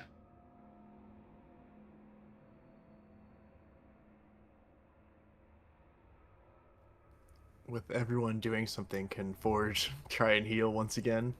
Yes. His wound closing up as he huddles a little closer to Ray, going down to 4 rage. Delphine, what'd you get on that? Lilith was ready before me if she wants to go first. Okay. I only got 3 successes. That's enough to get like a pretty good Okay. defensive pattern. Like if you have you and Forge kind of standing at an angle from Ray where he could tap either of you on the shoulder, then if he's within reach, he could be able to signal you to potential threats that lay ahead, or at least give you a guiding hand to direct you. Delphine would probably take up the rear with stakes, kind of flanking in the same X-like pattern. But yeah, you think you've got a decent setup for darkness maneuvering at the very least. Fighting is going to be a little bit harder, but maneuvering is good. I will whisper back to Delphine as I'm like getting us positioned. Like, are you using your senses? Can you see anything better? So as she says that, I got a brutal outcome. But I would like to argue for ritualistically scouting. I'll give it to you. That is an absolute perfect 6. definition. Okay, with 6 successes, as you blink through to the other side, seeing what lays beyond. If you thought the first view was horrifying, the second view makes it pale in comparison. As this building that you're standing in, which appears to be made of rot and stone and plant-like vines, is crawling, quite literally crawling with veins, clinging to the walls and the side of the building. They're all staring down at what could be their prey if it wasn't for that pesky gauntlet getting in the way. You just see several shapes around you on the walls, all of them skittering and moving and maneuvering their way into position. You all start to hear whispers entering into your minds. Let's have a composure and resolve check.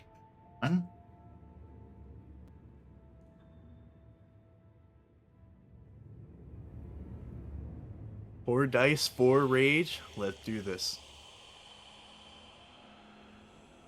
3 successes from your boy Forge. 4 successes. 4 successes as well. I got 3 successes again. As you steady yourselves, even against these voices that are whispering into your mind about your incoming failure, that this will be your tomb, your grave. This is where it ends. Manage to shield yourself from the impression they attempt to leave upon you. Manage to push back against their imposition. And as you do so, Delphine, on the other side, you see a mote of light drift in through the ceiling, coming through the cracks and vines that hold this place together barely. And as it lands upon the ground, a brilliant radiance almost blinds you, almost knocking you out of your penumbral senses. But as the light dims, you see 3 glowing creatures left in its stead. One, a glowing stag. Another, a glowing horned serpent. And the third, a glowing owl. And immediately they go charging towards the walls, leaping at the banes on the walls. The stag skewers one of them with its horns. And an all-out warfare begins on the other side, completely unnoticeable to anyone without the sight.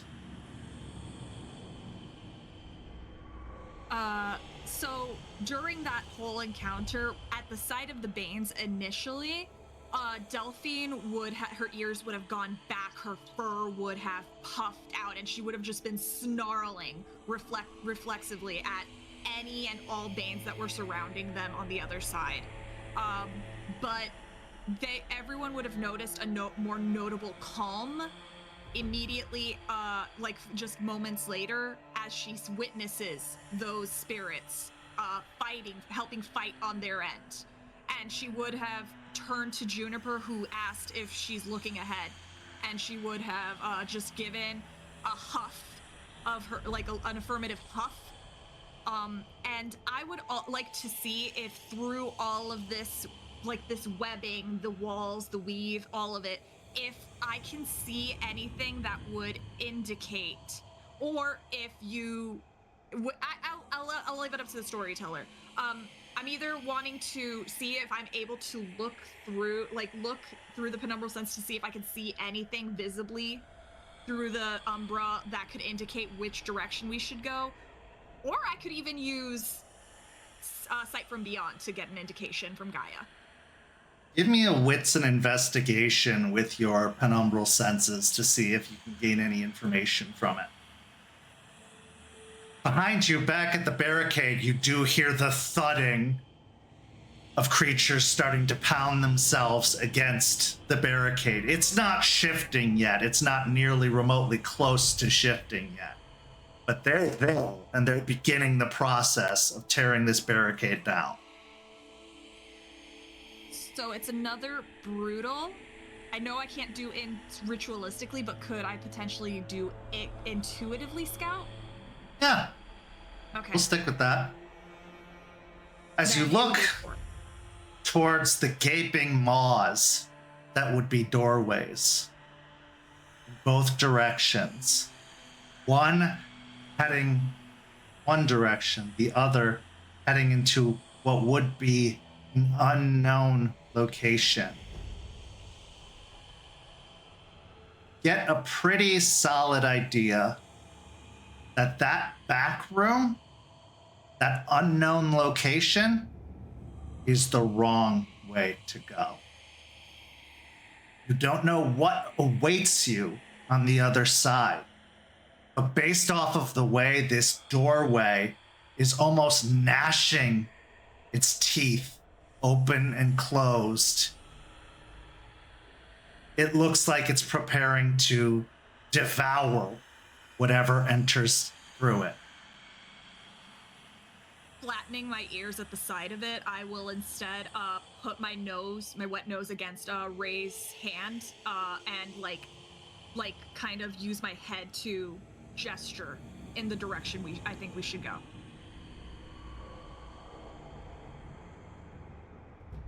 As you begin to try and maneuver, the darkness just consuming everything except for Raymond, who has the best view possible, a Delphine who has some sense based off of her penumbral senses, though the Umbra can be quite deceiving.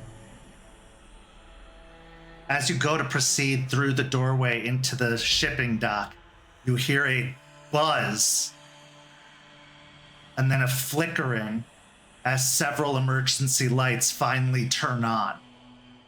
Now, it's not a lot of light. There are still many pools of shadow and darkness cast about the room, but it's enough to allow all of you to at least see where you're going for the moment.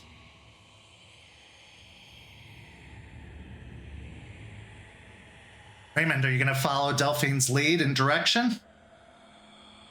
100%. As you put through the door leading into the loading dock, it is fairly sparse at this point, as they've been shut down from operations for a while, even on the umbral side, which is nasty and gnarly. There are several empty pallets, bunch of empty shelves. That last shipment that went out was probably the last of what they had ready, having been shut down from operation now for many weeks. There is, though, one truck still parked in the lot. And then the truck starts to rock back and forth, until it's lifted up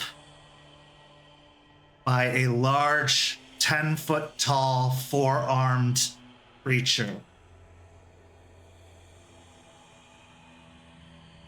He goes to swing the truck towards all of you, and I need dexterity and athletics rolls from everyone.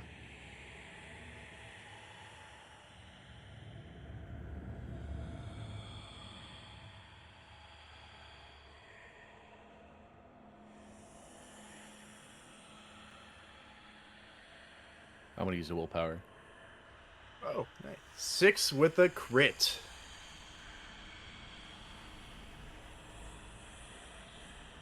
What was that dice roll again? This would be dex and athletics. Much like my last bad roll. Deuces. I got 4.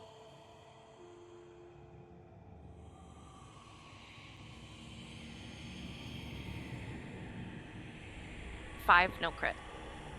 Okay. Delphine. As the other members of the pack go to leap out of the way, as this truck comes hurling, and it's just like a pickup truck, not a semi-truck. It comes hurling in your direction. You feel yourself get shoved as paws come to your side and push you, sending you rolling across the concrete floor as Stakes takes the full brunt of the truck, smashing into her, pinning her against the wall.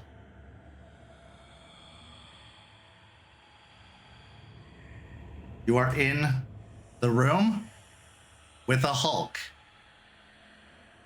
They are blocking your only way through. Unless you wish to go back the way you came, but you know all that lies there is a barricade and another door that Delphine was very hesitant to go into.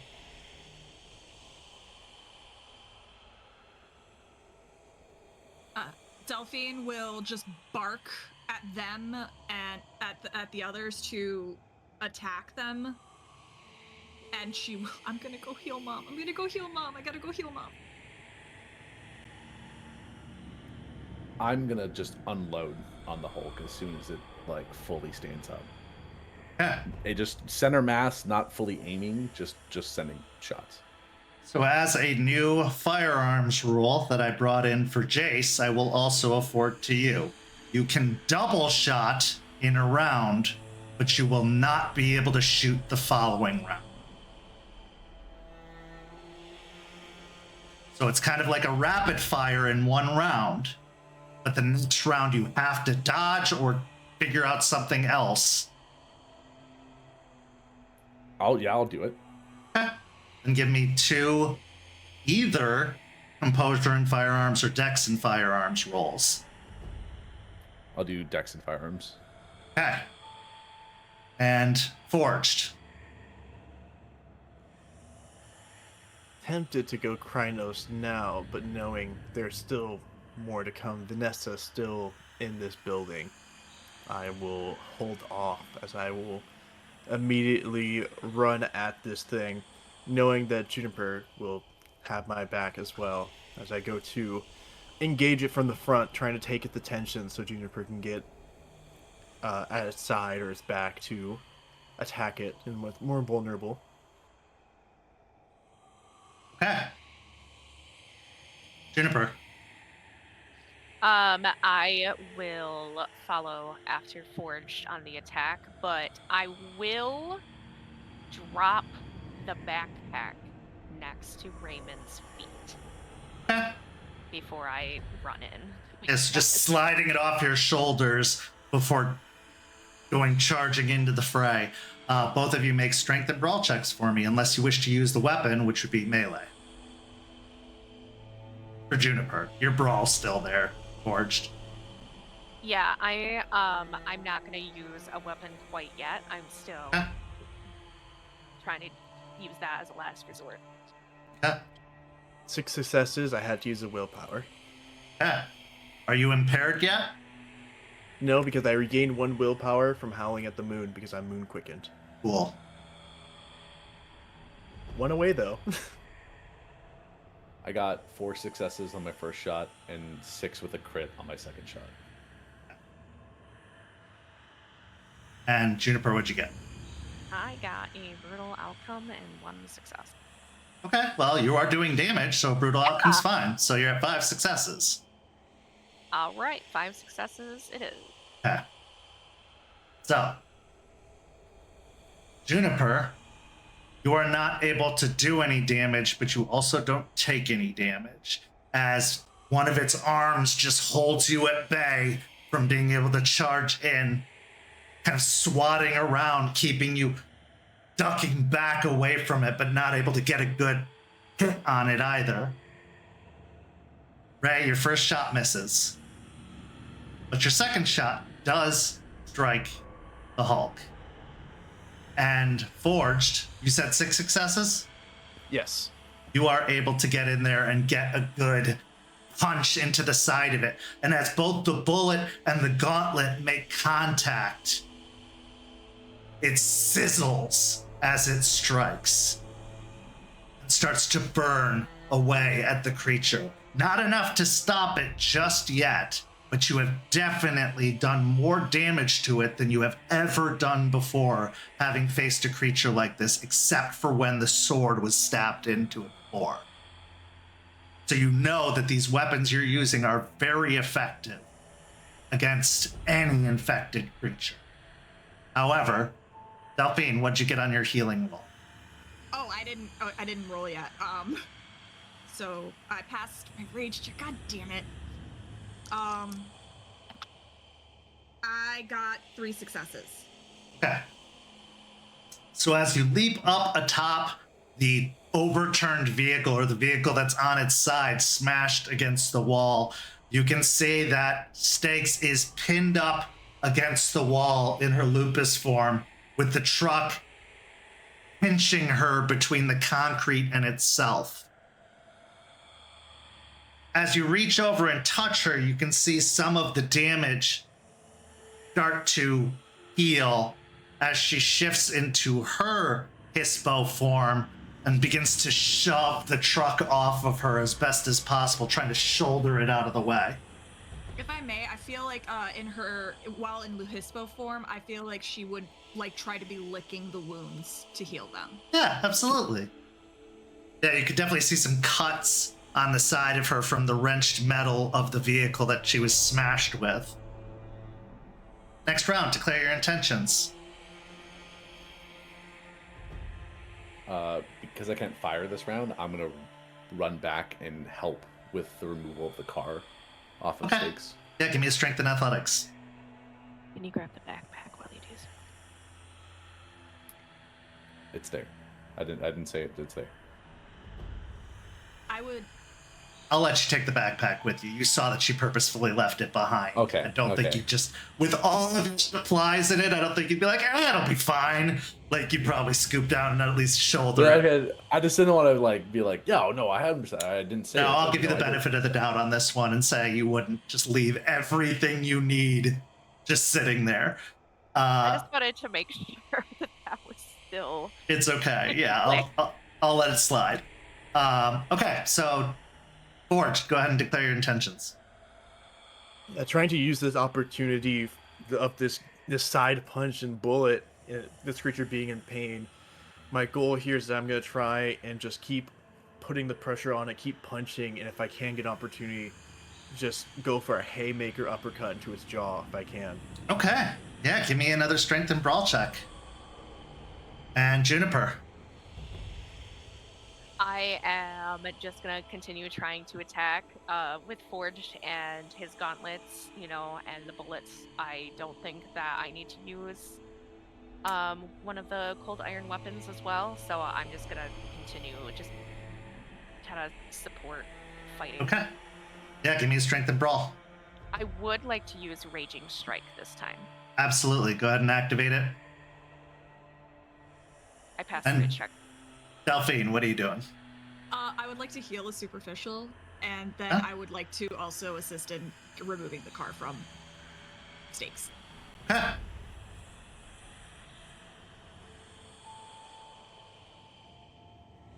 So, What was it for removing the car? strength and athletics. Can I You just are- give Ray the extra assistance die? Do you have any dots in athletics? I have 1 dot in athletics. Yeah, I'll let it go. Yeah, go ahead and take an additional die there, Ray. Okay. So, let's go ahead and start with Forged. What did you get? 9 successes, crit. 9 successes with a critical. Okay. So as you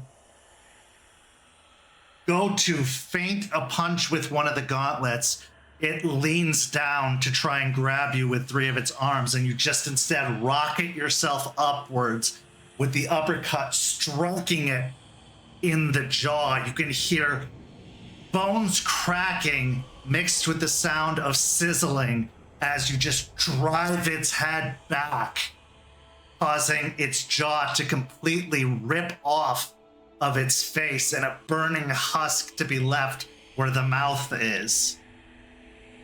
Juniper, what did you get? I got 6 with a crit. 6 with a crit. This time, as it tries to wave an arm at you, you duck beneath the arm and lunge forward towards its midsection, driving both fists into the side of it as hard as you can. Doesn't seem like it has too much effect, but maybe that was the distraction Forge needed for the uppercut that he just gave the creature. Hey Ray, what'd you get on your athletics roll? With the assist from Delphine, I got 4. 4 successes. There's just pull the vehicle out just enough that Stakes in her Hispo form is able to slip out. As she does so, she gives a kind of rubs up against you in appreciation as she passes by, but then she gives out a gnarly growl as she gets down low and faces towards the Hulk. This growl sounds a little peculiar, as if it's coming through mesh or reverberating, and that's when you see that her teeth are covered in a grill or caps that are glinting with iron. And she goes charging towards the Hulk. Declare your next intentions.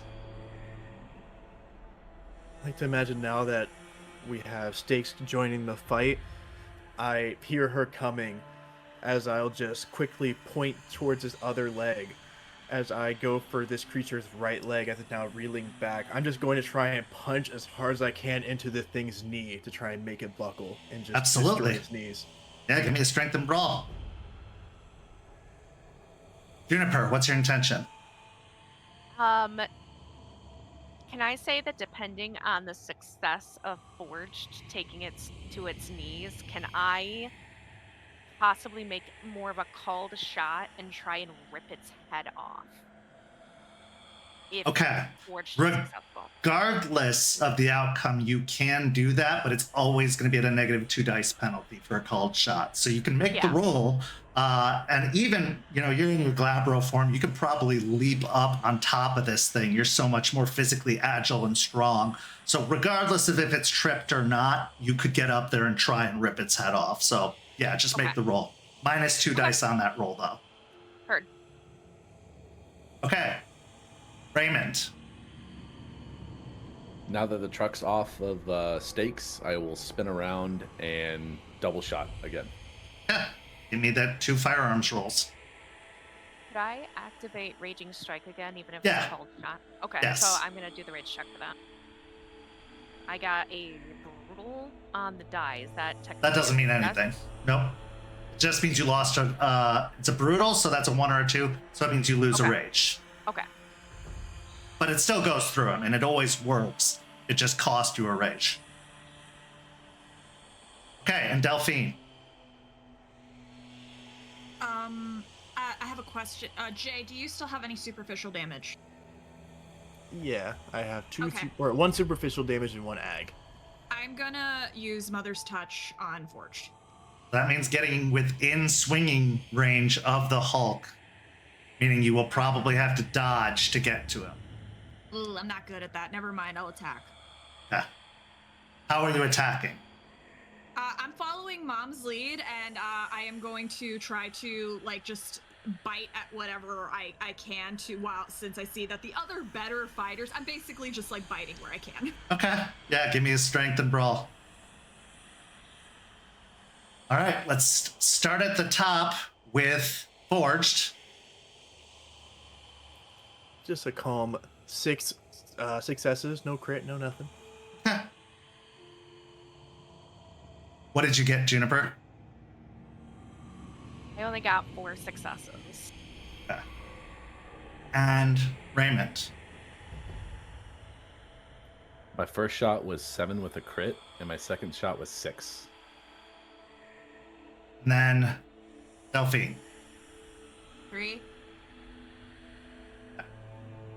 So as Forged punches into the side of the leg of the creature, the kneecap just completely dislodges and cracks as Stakes wheels around and bites into the tendons of the back of the creature, the sizzling and burning of her iron teeth digging into the side of it. It does start to collapse forward as Juniper leaps her way up on top of it and tries to grab at the neck of the creature. Unfortunately, she is not strong enough to pull the head off as the creature reaches up and grabs her from behind its head and hurls her across the room towards the wall. Yes? Can I activate Porcupine's Reprisal? Yeah, absolutely. Okay. That's a rage check.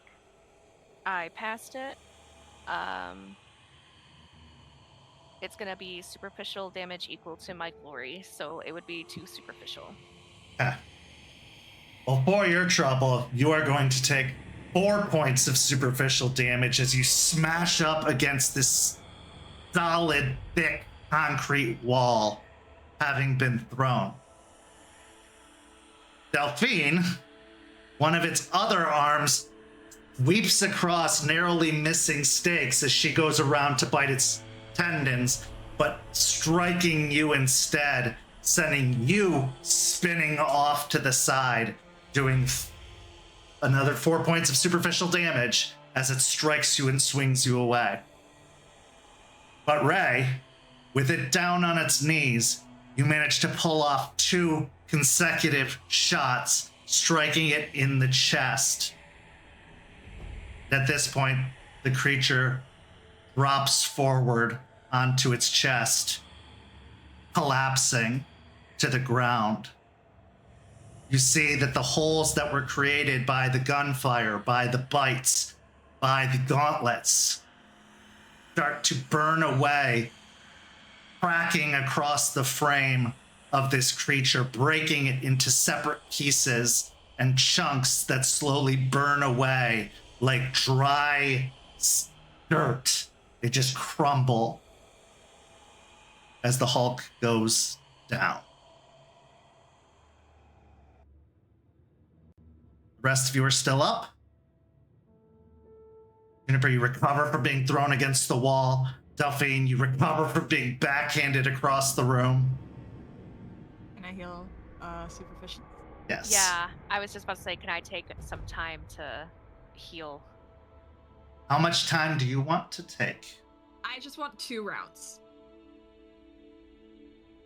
Okay.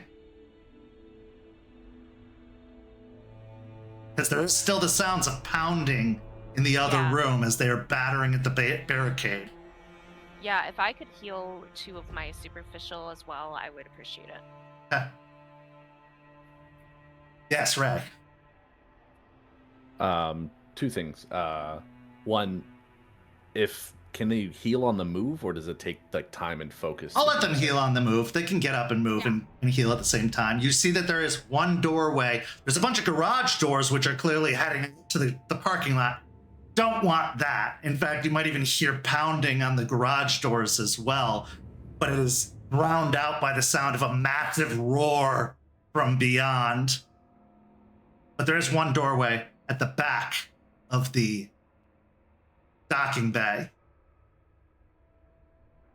You can go through that as your only exit from here, aside from the garage doors and going back the way you came. Yeah, I wanted to just take stock of everything, because that was there, we didn't see it. Now I'm like on a little bit more high alert for threats, and before fully moving out, I want to look around and then pick the best path forward that potentially won't have any threats, or if I can spot any threats. Well, the only path forward is that doorway, so you're going to have to go out there. But if you want to keep an active eye while you are on your way up, roll me a wits and awareness. This is not sight-based.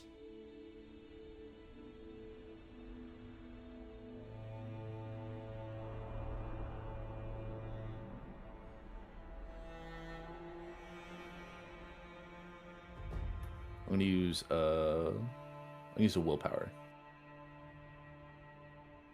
With everyone else healing, I'll also take a moment while we're moving to just heal 1 more superficial. That's it. Okay. 7 with a crit. Okay. As you reach the doorway, and I'll let this roll carry on for a little while. Reach the doorway, you don't hear any sounds coming from the other side. As you slowly reach for the handle and turn it, creak open the door ever so slightly, see a dimly lit staircase that seems to be leading towards the second.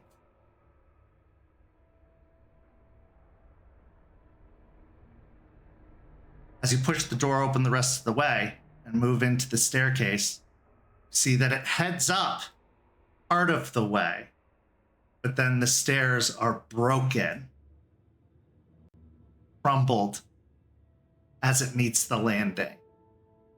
To get up to the second floor, you are going to have to leap to meet the other staircase.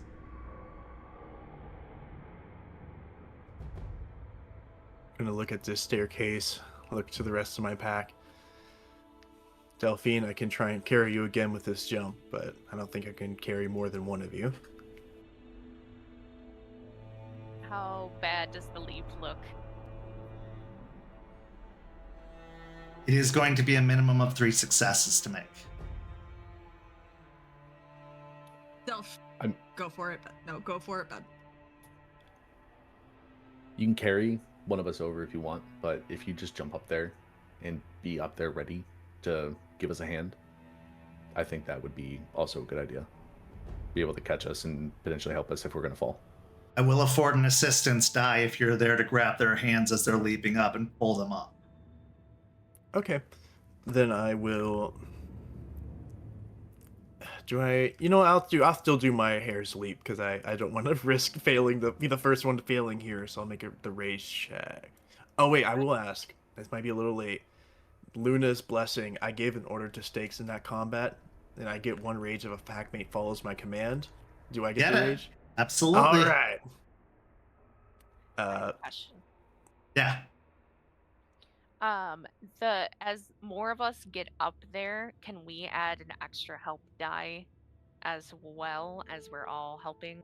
It's a pretty narrow area to grab onto. I would say probably not. There is still a railing as well, so it's really enough room. I'll let 2 of you do it. 2 of you in total can assist, meaning Forged and 1 other can assist. Okay. I got 3 successes on my hair's leap. That is enough to clear the distance for you to land on the other side. Hair's leap especially, you get the extra distance so that you land on your feet on the other side. Who wishes to go next? Raymond, why don't you go up there? You can see better than all of us. Like, sounds good. And I will kind of step back a little bit and kind of do a running jump. Give me let's make it, strength and athletics. The 1 help die for me is I have my hand out ready to catch.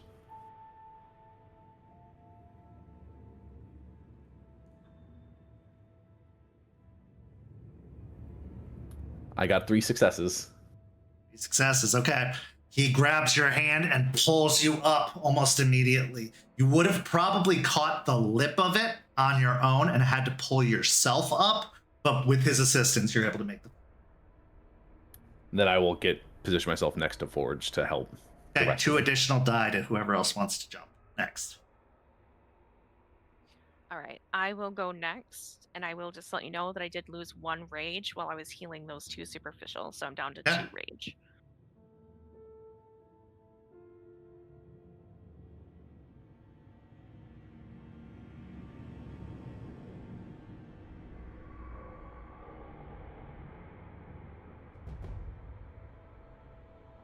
I got 6 with a crit. 6 with a crit. Okay. Easily enough. You don't even really need their help to get across, but you do end up catching both their hands and just moving your way past them. As it is a narrow landing, you don't want to risk knocking one of them off by jumping over them or any craziness like that. Okay. So Delphine, 2 extra die. Although you are in a wolf form, so this could be a little clunky, but I will allow you to roll it still. So she looks nervously. This is very much a very like scared dog sort of approach, like kind of hesitating at the edge and like bunching up her muscles before taking the leap. I did get 3 successes. Okay. So again, just barely making it. You find yourself like scrambling at the end because there's no hands to really grab onto, but Raymond and Forged both kind of put an arm under your belly and help bring you up the rest of the way. Stakes gets to the broken staircase and then just looks at both of you with a look of like, get the fuck out of my way. I'll back up. Yeah, just back up. She just leaps, clearing the gap with very little issue, landing on the other side. And from what you could tell, Forged, it looked very similar to your hair's leap, the way she like bounded back a little bit, perched back on her legs, or launching herself forward. As you get on the other side of the broken staircase and make the climb up to the next level, Raymond, listening carefully at the doorway, which opens up into the next level, you hear hissing sounds or like scraping sounds on the other side. It's hard to tell what it could be, but it sounds like something just dragging and scraping on the other side. Doesn't sound right up on the doorway, but because of your really good roll, you can hear into the room beyond. Being able to hear it and knowing that there's something on the other side, am I able to crack the door and peek through to see if I can see it? Sure. So you open the door just a little bit. And the sputtering, flashing lights. Roll me a dexterity and stealth. See if you can do so without alerting them.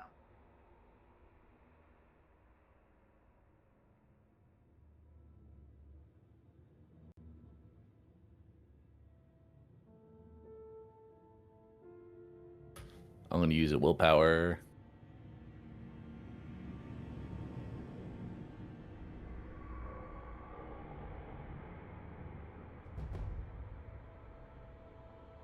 Four successes? Or successes. See the outlines of two humanoid shapes. They have the disgusting disfigurements of growths on their form. But what's even more alarming is the loose vines that seem to be dragging off of where they should have hands. Instead, there are just several long vines hanging off of them. They were not alerted to your presence. However, tendrils, the end of their arms, whip out in your direction. The silver thorns and the black, long, coiled branches drawn to Guru blood. If you get hit in this conflict, it will be aggravated damage, as they have silver thorns attached to the vines that make up their arms. You will also be grappled if you are hit, at which point you will be taking at least 2 rounds of silver damage before you get free. And there are 2 of them. Can we just throw a grenade in there and shut the door before it detonates? You certainly could, but you do risk blowing out the floor entirely, which could be good, could be bad, but it might also allow a hole for the creatures that break through the barricade to get up. We could use the Spud Molotov and just set the room on fire. And just wait for it to die out. That's true. I mean, can we wait, though? How long would it take for the fire to die out? There's literally a gap between us and the Horde now, right? Gaps don't stop them. They have a hive mind, so they could work together to create a ladder of them. I was gonna say, it's probably enough of them just to walk on top of each other or just climb each other.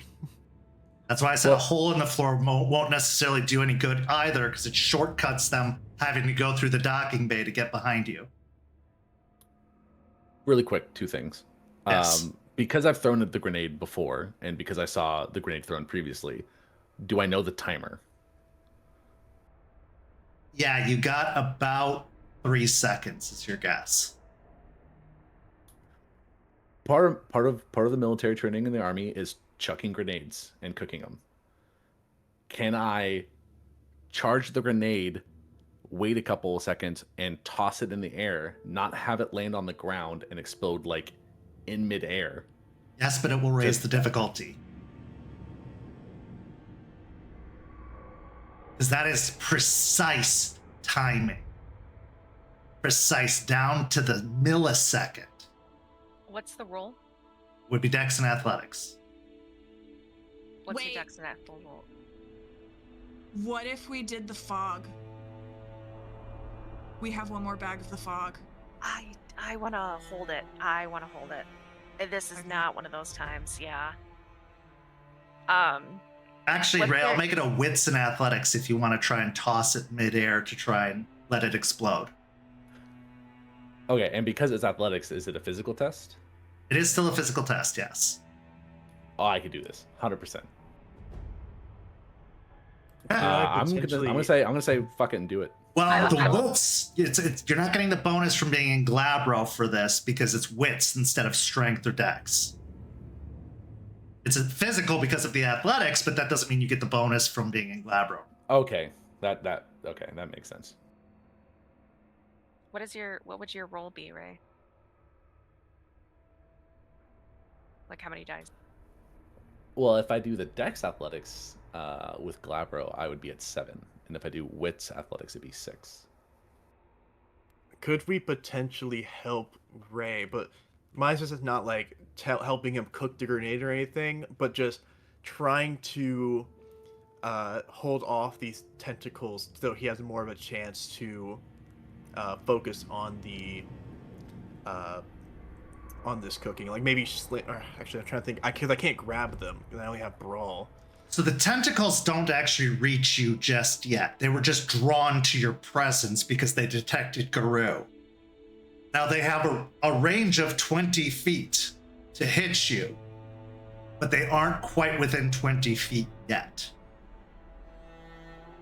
Okay. I honestly, I think that we should go with Raymond throwing the grenade option, and Juniper will be ready to shut the door the moment it leaves his hands. I'll ask you one other question, Raymond. Is intelligence better than wits? No. Okay, then yeah. And I'll reach a little bit more because, like I said, it's military training. Could I potentially get a boost or like a bonus die because I've done this before in practice? Do you have any specializations you could argue could assist you here? No, I don't have any specializations I can argue. Then no. Other than handguns, like. Yeah, no.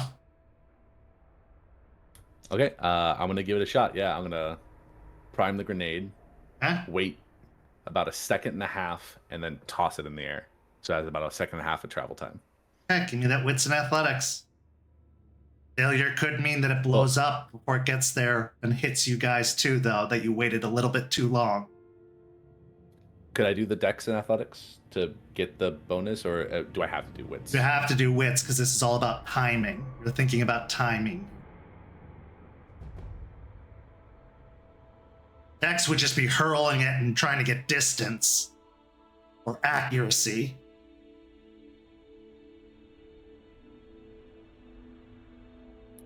Dex with a crit. As you open the door, grenade primed, toss it. It goes end over end into the room. Slamming the door shut behind it, you hear it detonate with an explosion. You hear glass shatter.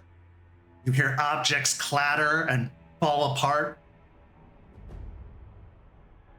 Your ears are almost ringing from the sound of the explosion in a confined space, as it was inside of a room, not with the open air. That sound's gotta go somewhere.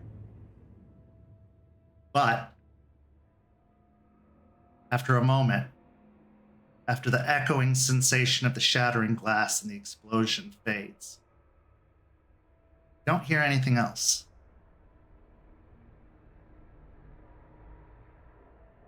You open the door slowly. Yeah. You see a blackened space. Just the walls, the ceiling, the floor. Just this blackened mark. You don't see any creatures.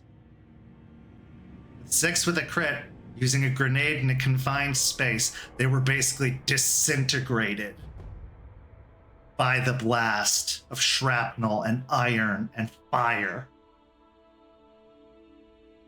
The room is clear. I will open the door, still getting into the clearing position of going room to room, pistol raised, looking back and forth just to be sure, but I will proceed forward. Hold on, Ray. Let's make sure the integrity of the room isn't compromised completely. I'm not going to go too far in, but I'll check. Juniper, give me an intelligence and craft, and yes, I'll allow your carpentry to apply. Okay, because I was going to ask. I was going to offer her an assist, if I may. Okay. Yeah, so as both of you look over the room, trying to test the structural integrity of it, looking for any potential weak spots in the floor, the windows have been all blown out of this room. But is the floor still stable? Or will it give way as soon as it has any weight upon it? I would like to spend a willpower.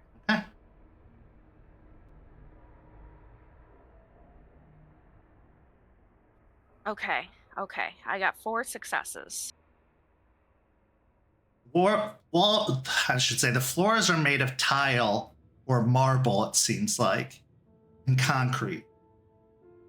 The explosion did do a little bit of damage to the floor, but it seems like it's mostly superficial damage. Like it's mostly just bits of shrapnel are embedded in the ground. You're pretty sure, in fact, confident, I dare say, that the floor will hold, that it is structurally sound, that his goal of it detonating mid-air did pay off, and therefore did not blast a hole in the ground. Okay. As I have a side question, as I am testing the floor, can I attempt to pick up some of the cold iron shrapnel? I would say no at this point. It has lost its integrity from being exploded, and it can't be reused. Okay, I just wanted to utilize whatever resources there Oh are. yeah, absolutely. Yeah, so after I finish up testing everything, I turn mildly back to where I think everybody is and nod my head and say, all right, looks like it worked. Everything's pretty structurally clear. Just, be cautious still. Let's not just run. But let's get out of here. It looks good. As you enter into the room, passing through, this looks like this was a cubicle area at one point, where a bunch of maybe call centers were, or salespeople possibly worked out of this place. You could see desks that are broken and shattered off to the side. You can even see some cubicle walling that has been knocked over or completely broken. Passing through, you hit a hallway. There's a sign on the hallway wall, faded. The print is almost illegible, just enough that you can make it out. One arrow says executive offices and boardroom. Other arrow says servers.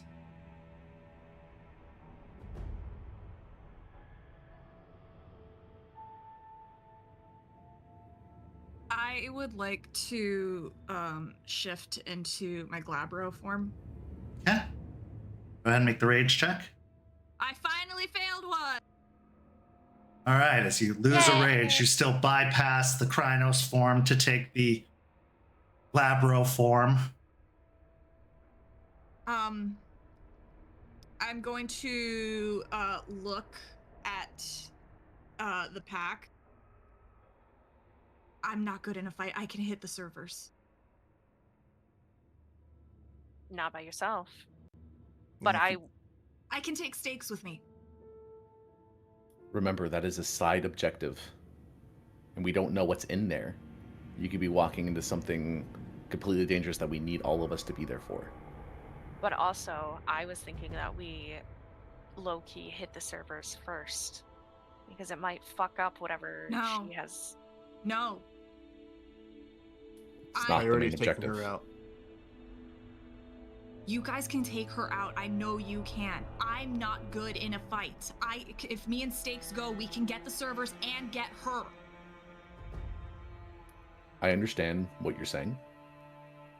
But this could be a fight that we need all of us there for. Even if you're not good in a fight, you will still be helpful.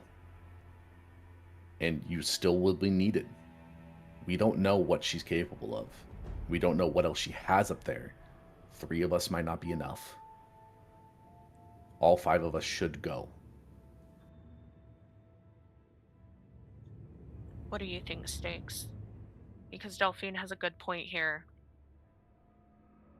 Stakes lets out a puff, but she's still in her Hitspo form.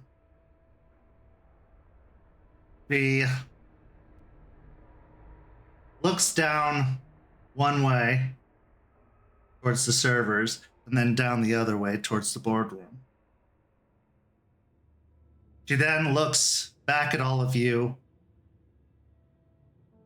and nods towards Delphine.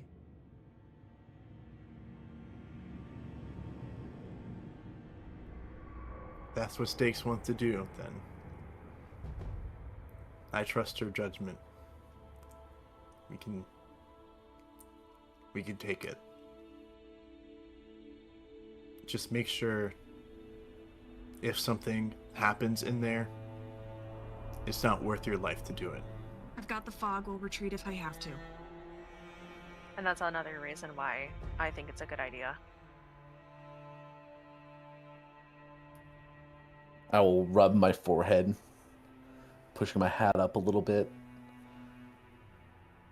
Okay.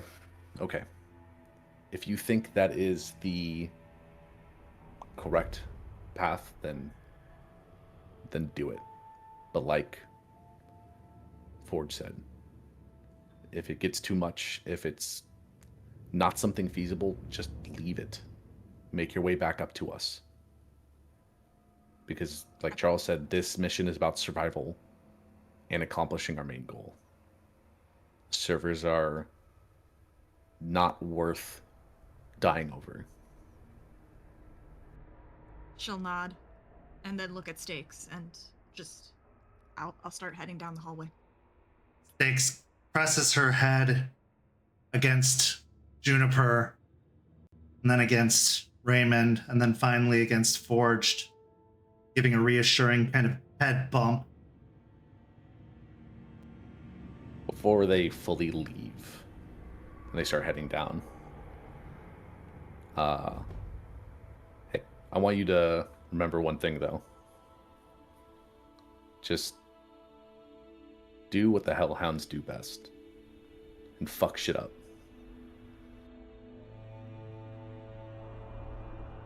Six gives out a wolfy chortle in response. Before she looks at all of you, sits back on her back paws, and gives out a long, bellowing howl. And as she does so, the song of rage hitting all of your ears, you gain a rage in the process.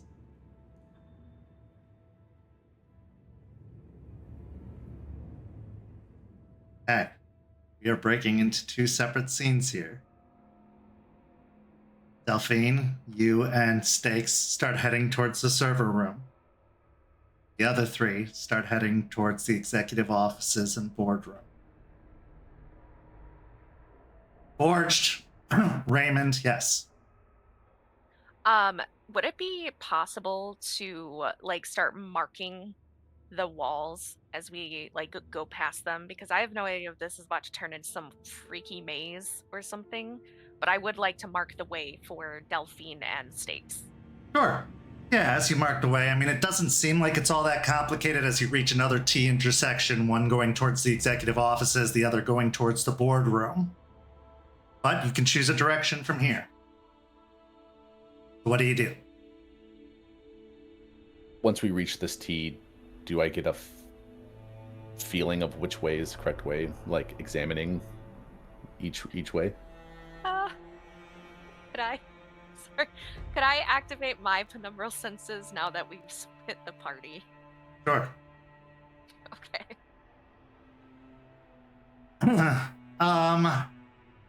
I would say at this distance, at this point, it's a 50-50 shot. Can't say for sure which direction is going to be more beneficial.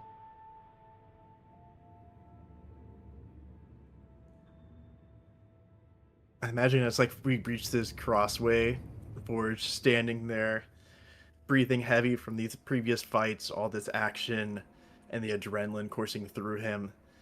And as he stands there, you see his hands start shaking as he feels fear start coursing through him as he stands at this crossroad about to face down Vanessa. Okay, Juniper, with 3 successes on that penumbral senses, you cannot make it through the gauntlet. The difficulty is 4. So as you try to see the photo negative kind of coming in, it just fades away. Alright, we're just gonna have to use pure instinct because it's way too crazy here for me to see through. Overhead, just outside of the building, you hear a muffled caw, or a double caw, as if two very large birds just cried out.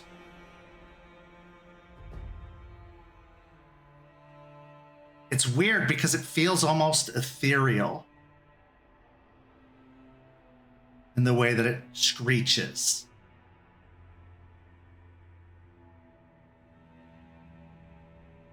What the fuck was that? I look over at both Raymond and Forged, and I see that Forged is starting to clam up a little bit. And I put a hand on his shoulder. Are you okay? Forge takes a deep breath, kind of stabilizes up a little bit, still shaking, as he'll just keep looking from one end of the hall to the other. I'm not gonna lie, I'm scared shitless. One of us could die here. One of us, we could utterly fail this mission. I could fuck up everything. But he pauses as he recomposes himself. We have to keep going. We can split up. I can go down one way. I'm good at defending myself. And you two can go down the other. Hey. And I will actually take Forged's head in both of my hands and, look him dead in the eye. We're not splitting up any more than what we already have. And that fear that you're feeling, that scared shitless feeling, that's a good sign. It means that you're not going to be reckless, and it means that you're going to live. Because if we went into this with no fear at all, there would be no chances of us making it out. That means that you know how serious this is. And that means that you're gonna do your very fucking damnedest to beat the living shit out of her and get us all out alive. Okay? So, it's gonna be okay. We're all gonna fucking get out of here. We're gonna fucking kill that bitch. We're gonna destroy this whole fucking building and everything that they stood in it. Okay? Do not give up now. And do not stray from us. Forge nods. You'll even give a quivering smile. And he says, I wasn't planning on bailing or running away this time. I'm tired of doing that shit. Just think you're right. My body knows this shit's about to go down, but we can't let her get away with this 50-50. If we mess up here, it's bad. Which way are we going? We need to find out now. We can't keep here talking. As they're talking, I'm just glancing left, right. And I'll glance to the main, executive office. Yeah, so down the hallway, on both sides, one side that goes to the boardroom has a double door that is shut. Hallway to the executive offices are lined with doorways, ending in a final doorway at the end of the hall. Also, I would say about 75% of these doorways are closed on the executive side.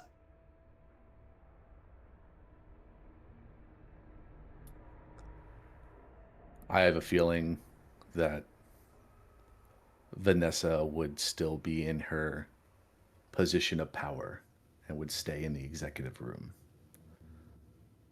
overseeing everything. Especially if she said something over the intercoms. The executive room has something like that. So I say we go that way. I agree. I was actually having kind of the same thoughts. And I'll look over at Forged again. Are you ready? I don't know if anyone could be ready for this, but I'm ready as I can be. And he'll start walking down the executive hallway, footsteps echoing around him. I would like to pull out the sword from its little holster. Well, it's a rather big holster on my backpack. As you walk down the hallway, footsteps echoing off of the tile in the walls nearby. As you pass each and every door,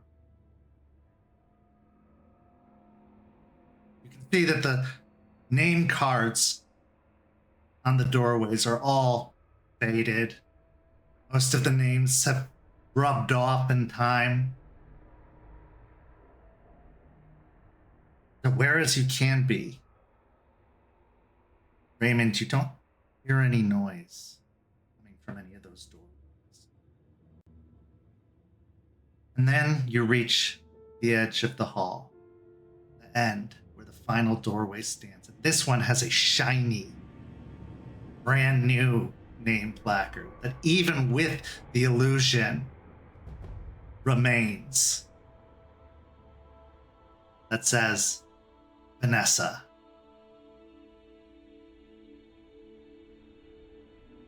As you get close to the door, you hear some murmuring inside. A high enough pitch that it's a female voice.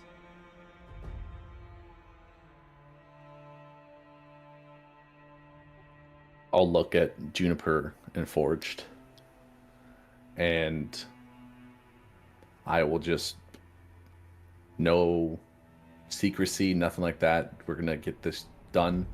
I'm just gonna kick open the door. Okay. Give me a strengthened athletics.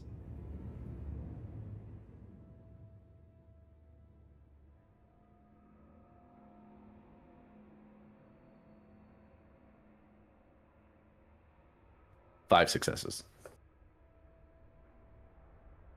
With 5 successes, the door flies open, cracking where the lock meets the wall. Inside, see Vanessa.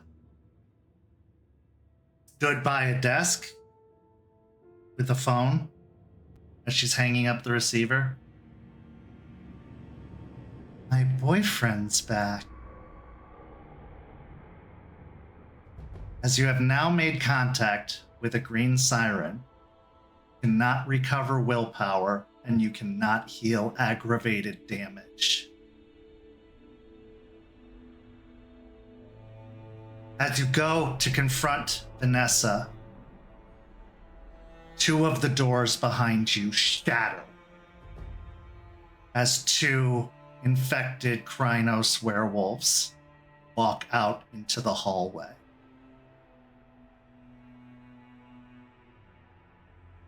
You know what they say? It's a dog-eat-dog world.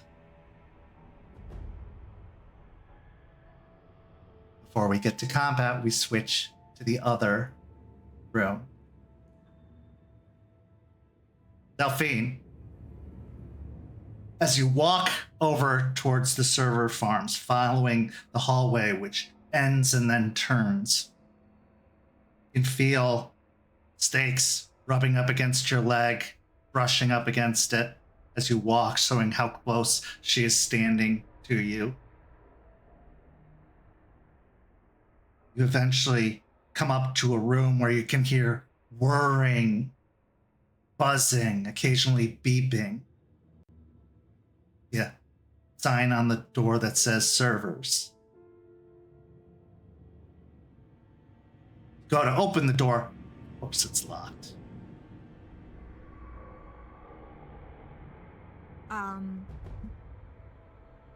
I would I would like to. Like through the umbra, because I still have my penumbra lenses up. Do I see what? Like, do I have an indication of what's on the other side? You see many pattern spiders hard at work. All of them have these weird growths attached to them, but some of them don't. They're just fulfilling their job. They don't seem to be bothered at all by the presence of the infected spiders. Being very objective oriented, they don't tend to get bothered by those kinds of things. You can see them moving about. You can see little glowing spirits moving along what could probably be cords. But you see nothing else. I would like to, because I'm worried about like making noise in case there is something there that I'm not seeing from the umbral side. I would like to activate my whispered passage before I try to break the lock. Okay, so casting silence about you. Go ahead and give me a strength and athletics to try and pull the lock open. Could I argue strength and brawl? If you want to just punch the door, sure. Yeah, I'll punch the door because strength and athletics is not my strong suit.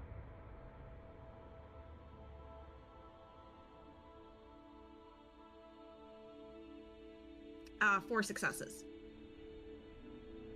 As the door cracks, it only takes one more hit that you don't even have to roll for to break it open. Inside is a darkened server room with lines of tall stacks with glowing lights on them flickering. Stack, stack, stack. No normal shipping company would require this much computer technology, and from the looks of it, without even a roll necessary, you can tell it's all newly installed, at least within the last year. The technology is far too modern to have been left over from the previous tenants. Even the sign itself looked newish. What are they doing here that requires this much bandwidth, this much technology? If you look around the room, you don't see any movement. You don't hear anything except the whirring of the servers that are a little further away from you outside of your radius. This would be where the search begins.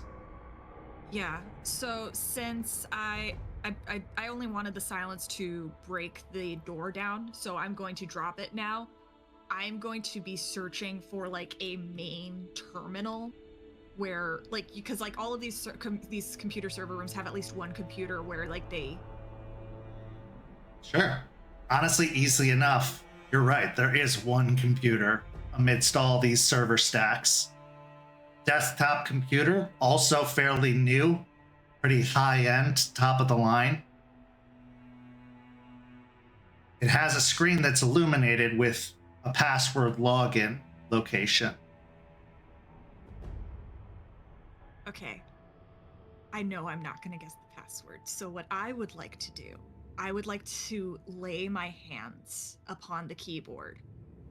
And I would like to try to use Sight from Beyond. Okay. Go ahead and give me the resolve and wisdom?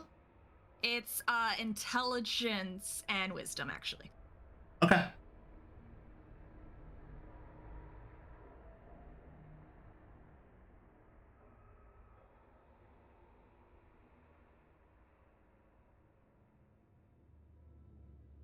That is 6 with a crit. As you look upon pressing your hands to the monitor, your vision blurs until it looks like one of those old, only green monitor looks. You know, really old school computer. You see a long line that leads to the outline of a house. You see two taller figures, one a male, one female, and then three smaller figures, two of them male, one of them female. As you watch it, one of the smaller male figures disappears, leaving just one male and one female among the smaller figures. And then the letters type out, "Call me by my true name."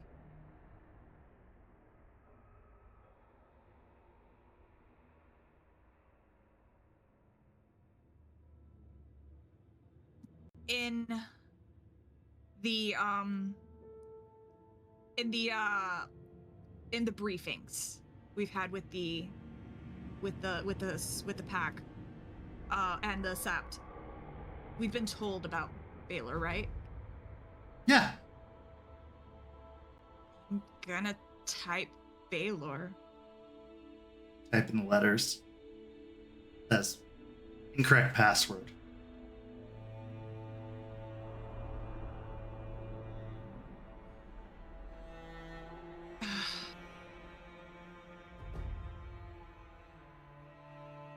I think for a moment. Does anything about what I saw resonate with Delphine? Like, because I know that, I have Crafty thinks she knows what it is, but I don't want a meta. And is it resonating? Is any of what I saw of the vision resonating with me?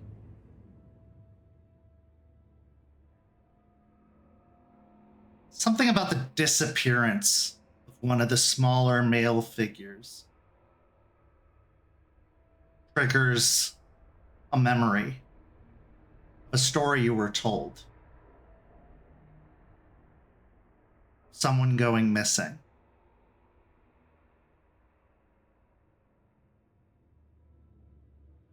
As you blink at the screen a couple of times,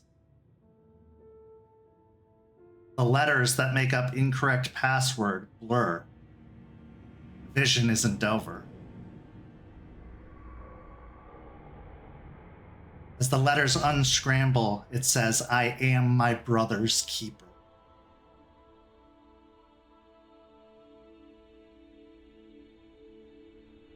I would like to type in the name Jacob. Computer unlocks.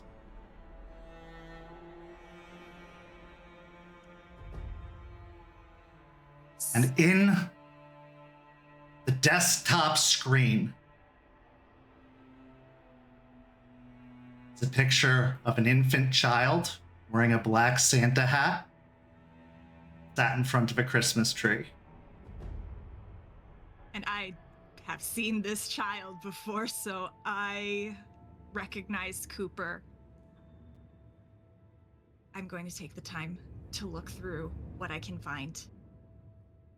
Your wits and technology.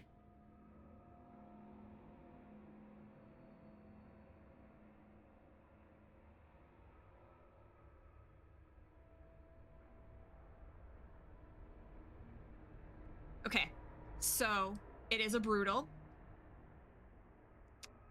Would would my verbs work intuitively or contemplating scouting?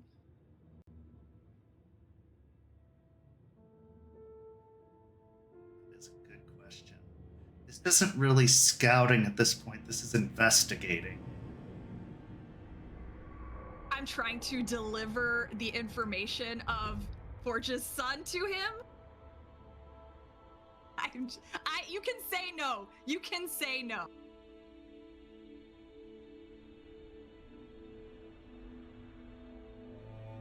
Oh boy, that What if I is. succeed? Can I succeed at a cost? can succeed at a cost. Yes, I will let you succeed at a cost. The cost is about to be revealed. Okay. As you begin digging through the files, you find a confirmation email from a car rental service for a luxury sedan, matching the description of the car you found in the storage unit. You also find another email with confirmed flight information for a flight that was supposed to arrive a couple months ago at this point.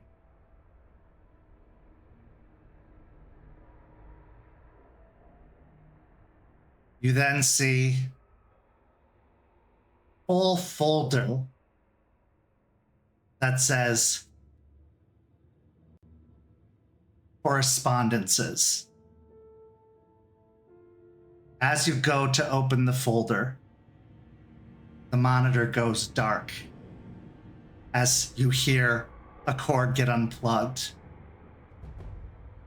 Female voice behind you says, "Oh no, Looky Lou, that's not for you." As Vanessa stands behind you in the doorway.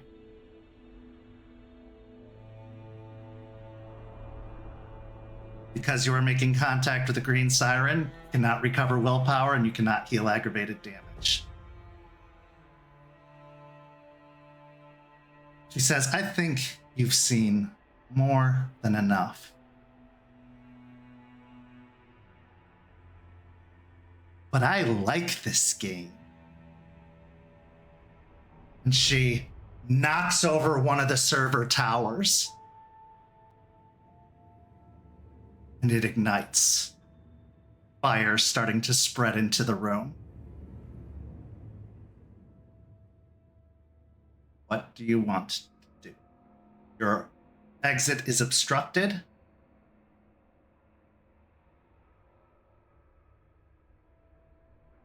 I look at Stakes, is she She is there? growling. Her hair is standing on end as she is facing the doorway. How intense do the flames look? They're growing. Especially as they will probably be fueled more the more of these servers start to explode. Okay.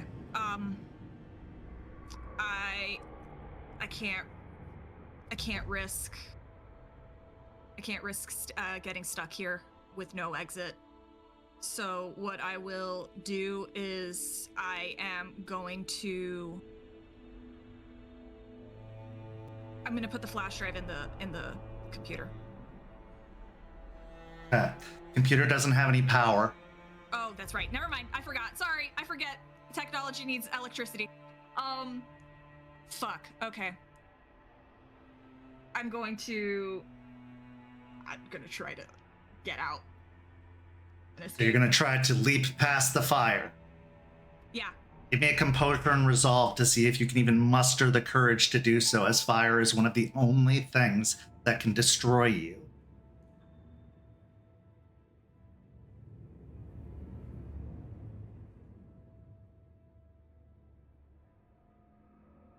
Four successes?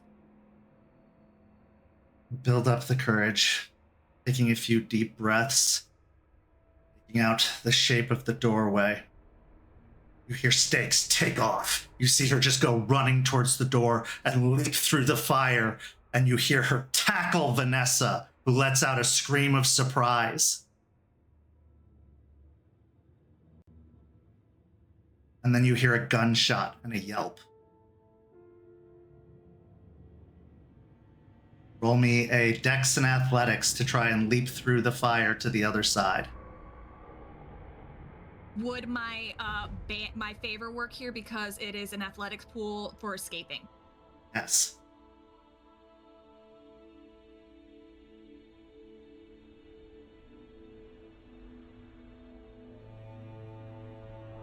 Four successes.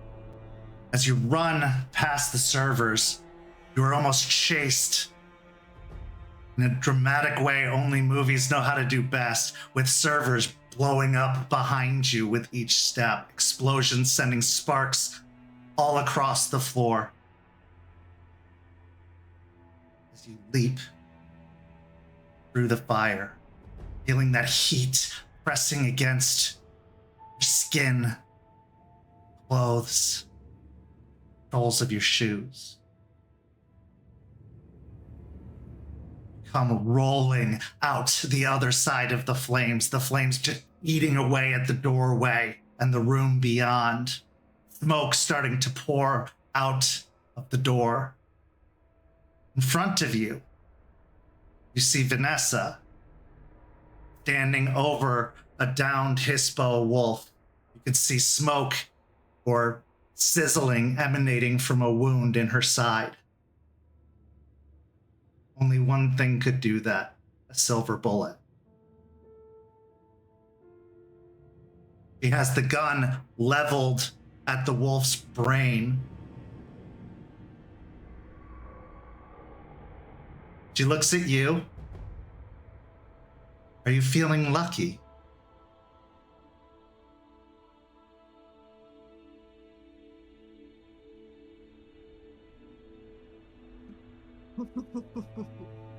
How do stakes look? Not great.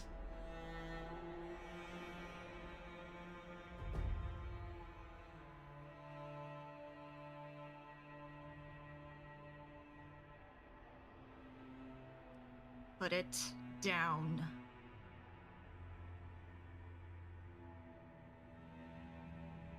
Gladly. Just need to take a couple more shots first. No! And I'm gonna launch myself at her. Okay, give me a strength and brawl. Meanwhile, in the executive offices, two Rhinos Guru, or what were once Guru, have smashed through the doorways of two separate offices behind you in the hallway. Vanessa stands in front of you.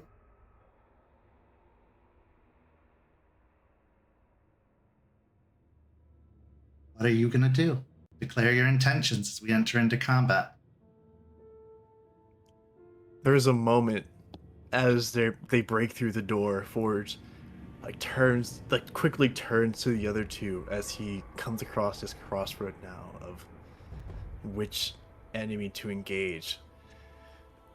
As he's just simply going to ask Ray and Juniper, do you got this?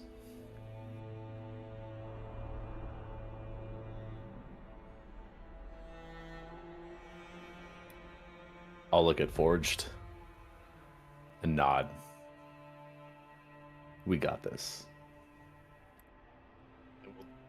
Turn towards Vanessa as I'm entering into her office, growing in size, fur starting to show on my skin, hand reaching the door frame, turning to large claws as I will enter Krynos and go to engage Vanessa. Okay, give me the 2 rage checks. Yes. I will ask, however, that you make a dexterity and athletics roll as a gunshot goes off in your direction as you try to advance on Vanessa. I fail one, so I'm at rage 3. And with the dexterity athletics, I'll have I won't have my full Krynos bonus, but I'll still have some. So that plus 2.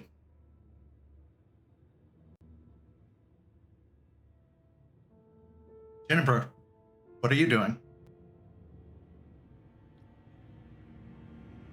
As Forge looks at us and asks us if we got it, if we can handle, the two fucking Krynos form infected Guru standing before us so that he can take care of Vanessa.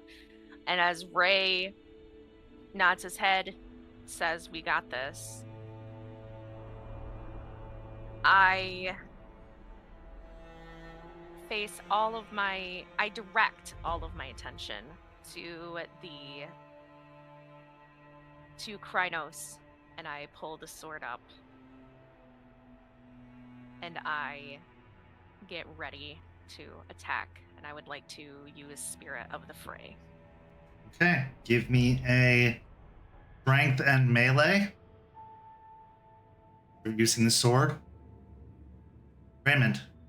Yep.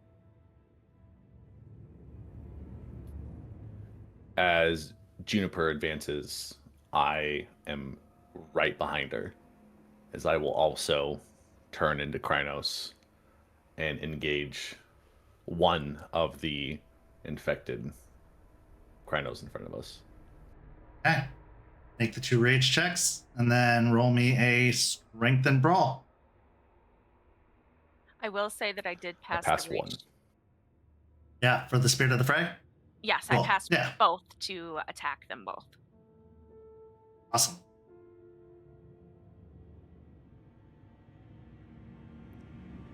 For my dex and athletics, I had to spend a willpower. I was not going to do very good. I'm now impaired. But I got 4 successes total. As you change and move into the office, preparing to approach Vanessa, the gunshot goes off. And a searing pain enters your shoulder as you take 3 aggravated damage from the gunshot.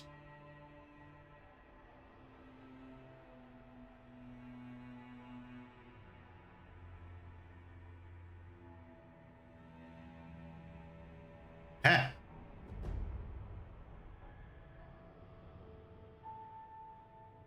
I should mention, taking the stain will not heal your willpower. You cannot regain willpower, period.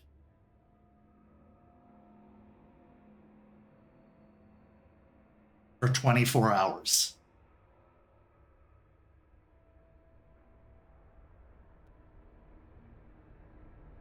Okay.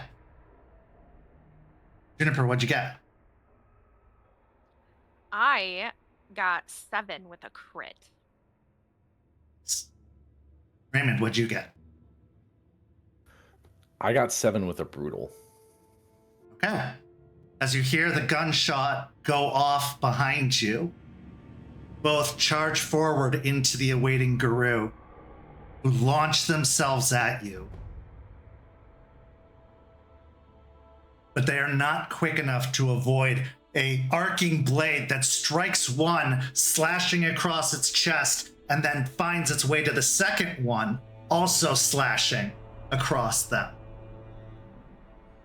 At this point, following the swing of the sword, Raymond rolls into one of them, sending them further down the hallway as he tackles them and takes them down to the ground. Declare your next intentions, starting with you, Forged, then Juniper, then Raymond. After getting shot, kind of recoiled with the pain, howling for now finally just having to probably cover enough distance to just lunge at her with my teeth, trying to tear. I imagine it's just tearing her arm, well, whatever arm's holding the gun, you know, not trying to take it out of her hands, but just tearing her up. Okay, give me a strength and brawl. Juniper, you have one right in front of you. The other one's about a good 5 or 6 feet away after Raymond just barrels into them. I think that I am just gonna focus on the one that's directly in front of me this turn. Okay. So I would like to activate Raging Strike. Okay. Raging Strike only works with brawl. Specifically says brawl attack. Oh, you know what? You're right. That was my bad. Now, it worked the last time you did it when you were downstairs because you were just using your hands, but Yep, I have. this is an I got actual it weapon. now. Yeah. Sorry, because I had just used Spirit of the Fray, so it says brawl or melee, so I just kind of got the two. I get it. So a regular attack. Raymond, You have one pinned down at the moment, having just basically speared it off its feet.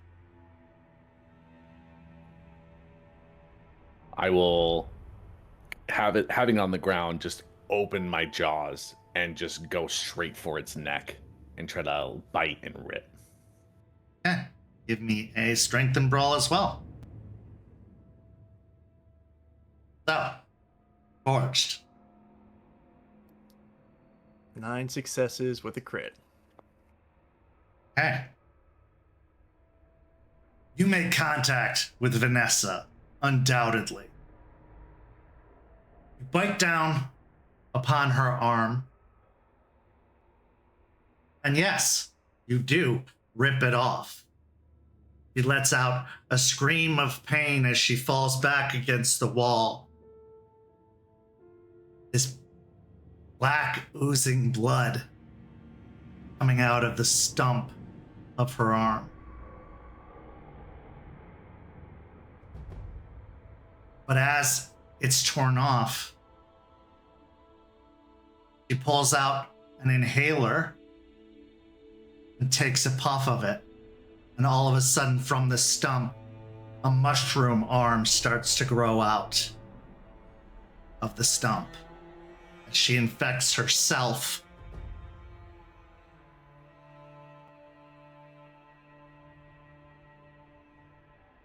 Hey, Juniper. I only got 5 successes this time. 5 successes. You kind of just swing the sword. It tries to claw at you. You both miss up each other as you both sidestep at the same time. No damage is exchanged. Raymond. I got 8 with a crit. You have them down, and now you are biting down hard upon where their throat would be. You feel your mouth fill with the most viscous, disgusting, almost toxic blood. Like a portobello mushroom was sitting in blood for, I don't know, 6 years? It's so disgusting. But you have bitten down hard upon its throat. Next round, declare your intentions. At this point, seeing her, like, after falling back and growing this mushroom arm, Forge essentially goes to try and pin her against the wall with one of his large claws, trying to hold her in place for a moment so he can reach in and just try and bite at her neck and just tear as much as he can. Okay, give me another strength and brawl. Juniper. I'm doing the same thing. I'm focused on this one. Raymond clearly has that other one just fucking dead to rights right now, so Okay. I think I can still just focus on this one.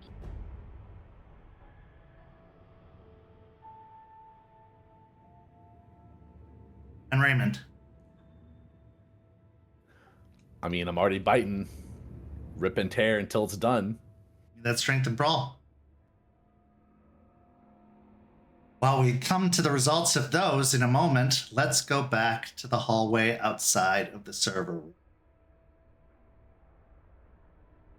Delphine, you have leapt at Vanessa, who has a gun trained on stakes.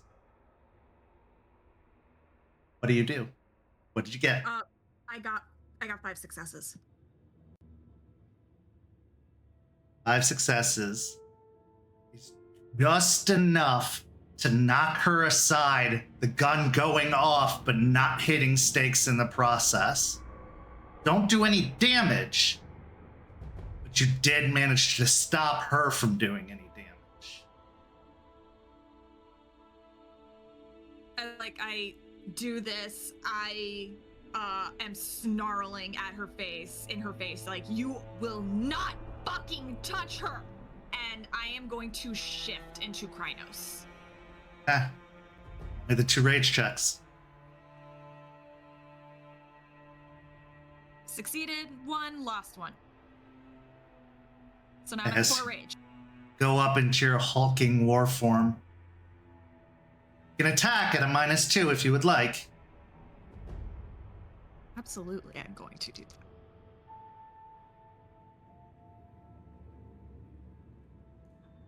Oh wait, I'm at -1 rage.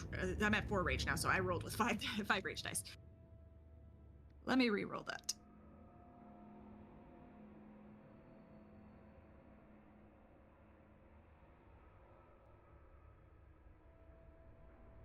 Okay. It is 4 with a brutal. Okay. As you move forward, attempting to engage with Vanessa, she rights herself, having not been disarmed, and turns the gun on you. And as she squeezes the trigger, you feel a burning hot pain enter your belly. As you take 3 aggravated damage, being shot, unable to get to her to do any further harm.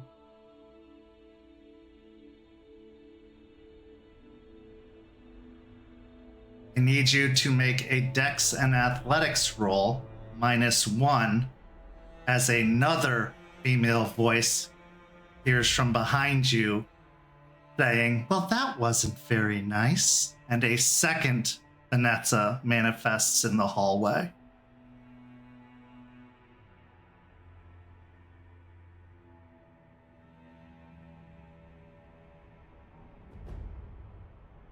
Sorry, math is hard. Okay, that is going to be 6 with a crit. You do manage to duck out of the way, or perhaps hunch down, having been shot in the stomach, and the bullet goes whizzing over your head.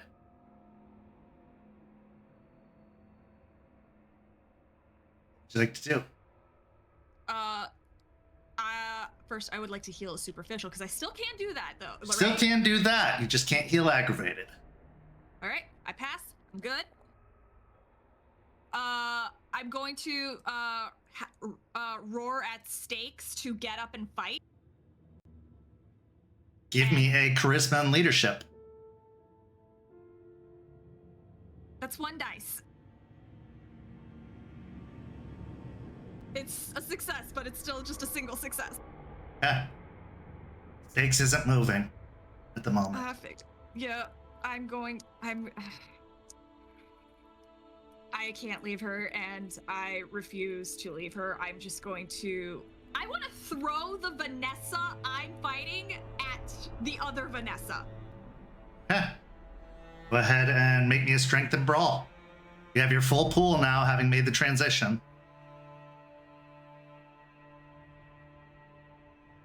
I'm going to spend a willpower. All right, that will be 7 with a brutal. As you grab the one Vanessa up, digging your claws into her, you turn to fling her at the other Vanessa, but you stop short as you see her giving the wickedest smile ever, prepared to pull the gun trigger on stakes. And as the shot rings out, it hits only cement as Stakes quickly darts up and dives into the Vanessa, smashing her against the wall, her jaws around the head of the green siren. You, instead of throwing the Vanessa you have hands on, just drive her down into the ground, smashing her like the Hulk did to Loki over and over and over again. The cement breaking under each smash.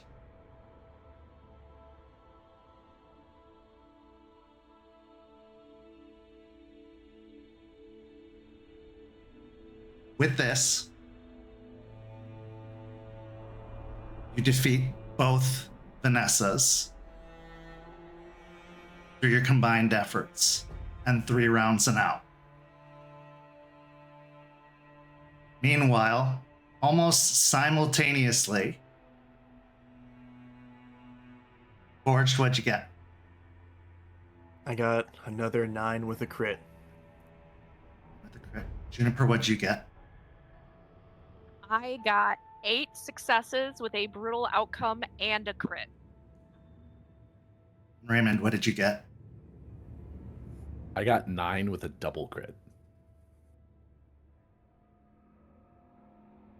With almost impossible odds, at the moment, 2 Vanessas die some 200 yards away. So too do 2 Krynos werewolves and a 3rd Vanessa, as all 3 of you succeed in completely dismantling the bodies in front of you. Juniper driving the sword down and twisting before wringing it out the side. You see just a burning, sizzling sensation as they are infected. The iron works against them. Raymond tearing the throat out and the head off of your werewolf. It's a temporary fix because you have not done any iron or silver damage to it, but with Juniper waiting nearby, he's able to assist you in dispatching yours. And finally, Forged, biting down into her neck. You hear her gasping, and it's followed by a spluttering sensation as the blood starts to fill her throat and come out of her mouth. She says, "This won't help you save him." Before you drive the gauntlet into her face, crushing her head like a watermelon, smashing it against the wall, leaving just a blood stain and a business dress suit on the floor.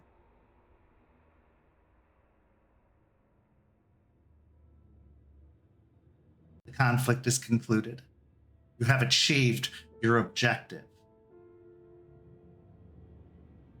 What do you do now?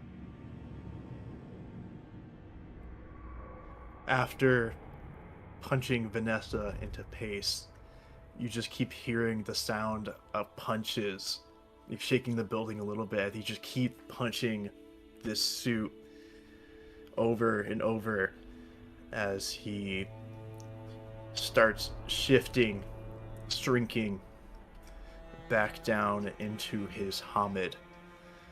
As his punches grow weaker, you see tears in his eyes as he just keeps punching until he has out of breath, no energy, and his fist just rests in blood.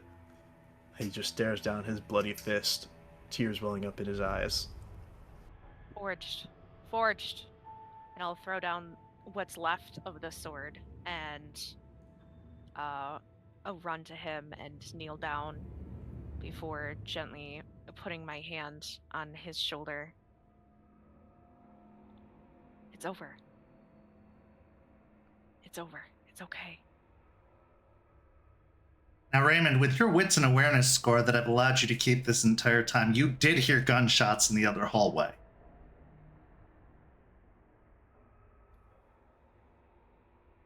After everything's done and concluded, and I take in that there's no more threats in the area, I'm going to run down to the servers. Okay. So you head down the hallway. Are you staying in your Krynos form? No, I will start shifting back Yeah. into Hobbin. Yeah. So you're down to 1 rage as you shift down. But as you run, booking, you see smoke peeling around the hallway corner. But as you crest the hallway, turning to the other side, the Delphine, in her Krynos form, smashing another Vanessa repeatedly into the ground. You see stakes devouring the other Vanessa as she's tearing the head off with her large Hispo jaws. You see the server room beyond them on fire. I will shift down to my Hamid form, going down to 1 rage. And I'm clutching my stomach, which is actively bleeding. And how bad are the flames at this point? They're bad. You're not getting back into that server room. It's basically blocking the entire doorway. Even if there was a fire extinguisher nearby? The servers were exploding as you were going past them. I don't think there's anything worth saving now. All right. I'll go over to Stakes and put a hand on her back and just, come on, we gotta go. She lopes alongside you. You can see Raymond, blood seeping out of the side of Stakes' body, and a sizzling still burning away. Delphine, roll me a d10, evens or odds. Rolled an 8, so evens.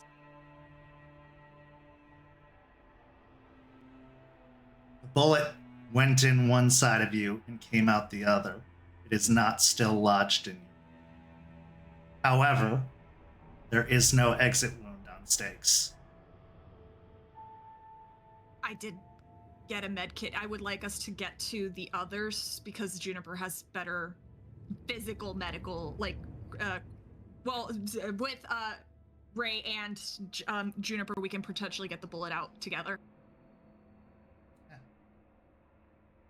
She is limping and whimpering a little bit as she walks alongside you. You can still see the sizzling coming out of her side.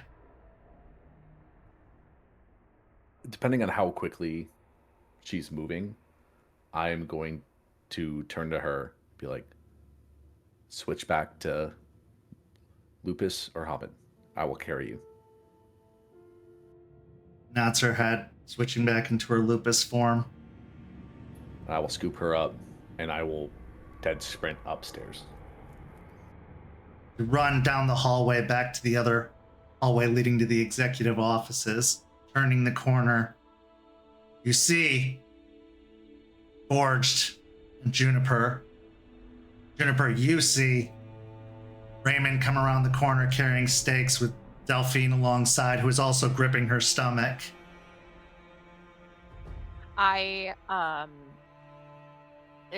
With everybody being very injured and shot and who knows what the fuck else, after I make sure that Forged isn't gonna just completely fucking crash the fuck out, I will open my backpack, and I'm already getting out the med kit and starting to organize the supplies. So the rule, as Lupus and Hamid form goes with Silver, as long as you're touching it, you're fine. But if it has pierced you, if it has sliced you, it is still burning. It still affects. Juniper, you have 2 tries to dig the bullet out. If you fail to do so, Stakes will die. I have a dot in medicine, so I will assist. I also have a dot in medicine, so I will assist. I also need to know if Forged's wound, if it went through or not. Or roll me a d10, evens or odds.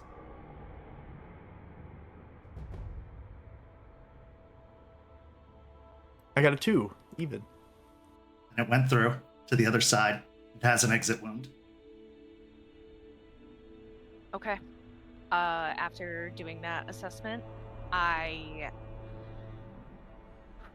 take a deep breath and my face just changes entirely. It looks like I'm completely devoid of emotion. I'm stoic, and it's like there is no individual, just a working machine.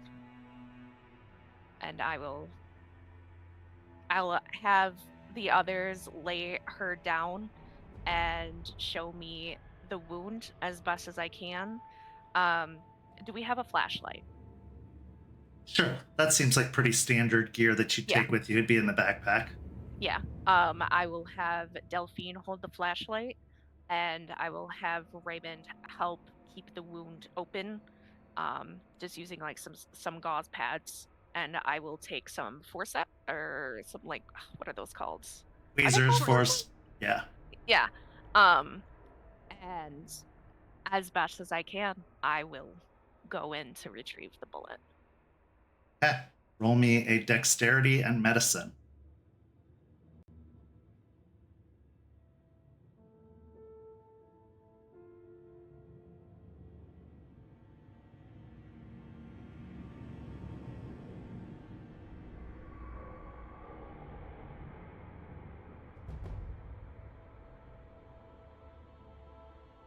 Five successes. As you dig the forceps in, Stakes lets out a whine of pain. Just kind of squirms, but Raymond is there to try and hold her still. Fish around inside the wound. Try to clasp together on it, and you miss. Try again, and you miss. But on the third time, you feel the clink of metal. As you fish the wound or the bullet out, it's still sizzling, with her blood coating it. But the bullet is removed. She will live. I don't even take a second to even think about how I was successful, and I just immediately start going in to pack the wound because I don't know how long this is going to take to even heal after all of this silver damage. I just immediately go into wound care. You know, And wits and medicine. can I still get the extra help die as they're continuing to Yeah. help me? Okay. I don't know if you'll get mine because I was going to say, while she's doing this and while, like, now that Stakes is safe, do I hear the horde making their way out, or are we still safe? You need wits and awareness. Okay, so since he's doing that, do I not get his help? I would say no, one less help die. Okay.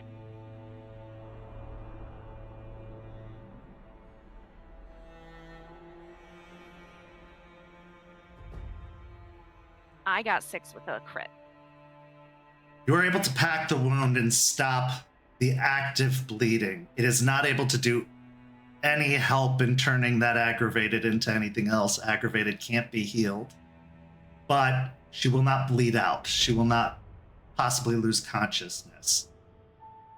So it is effective enough to at least stop any further problems from occurring and allow her to probably heal herself eventually.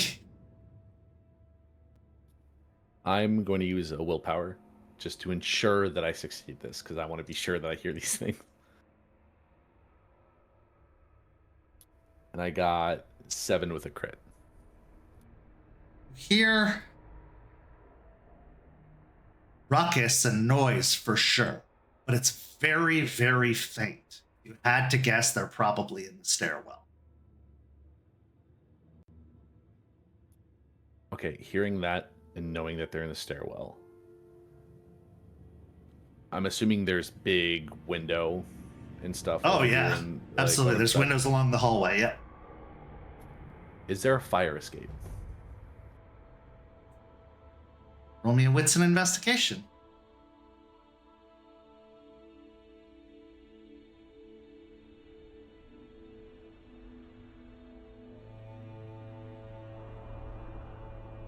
Three successes? Successes. Looking over those doorways that you passed, all of those offices, you're able to see a very smudged print on one of the signs that says emergency exit.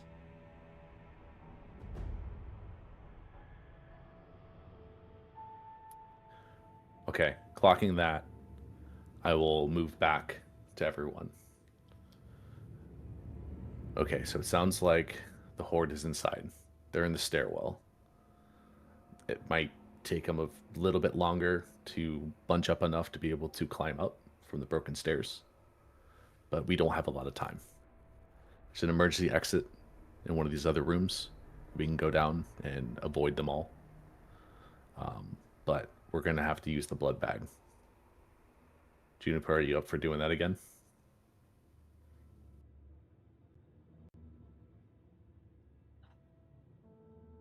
Fuck. Yeah. I mean, If I not- can, but when I used it, it didn't last as long as it should have, so. But I mean, I can. I definitely can. Hopefully it won't happen again. We'll be able to get out fast enough.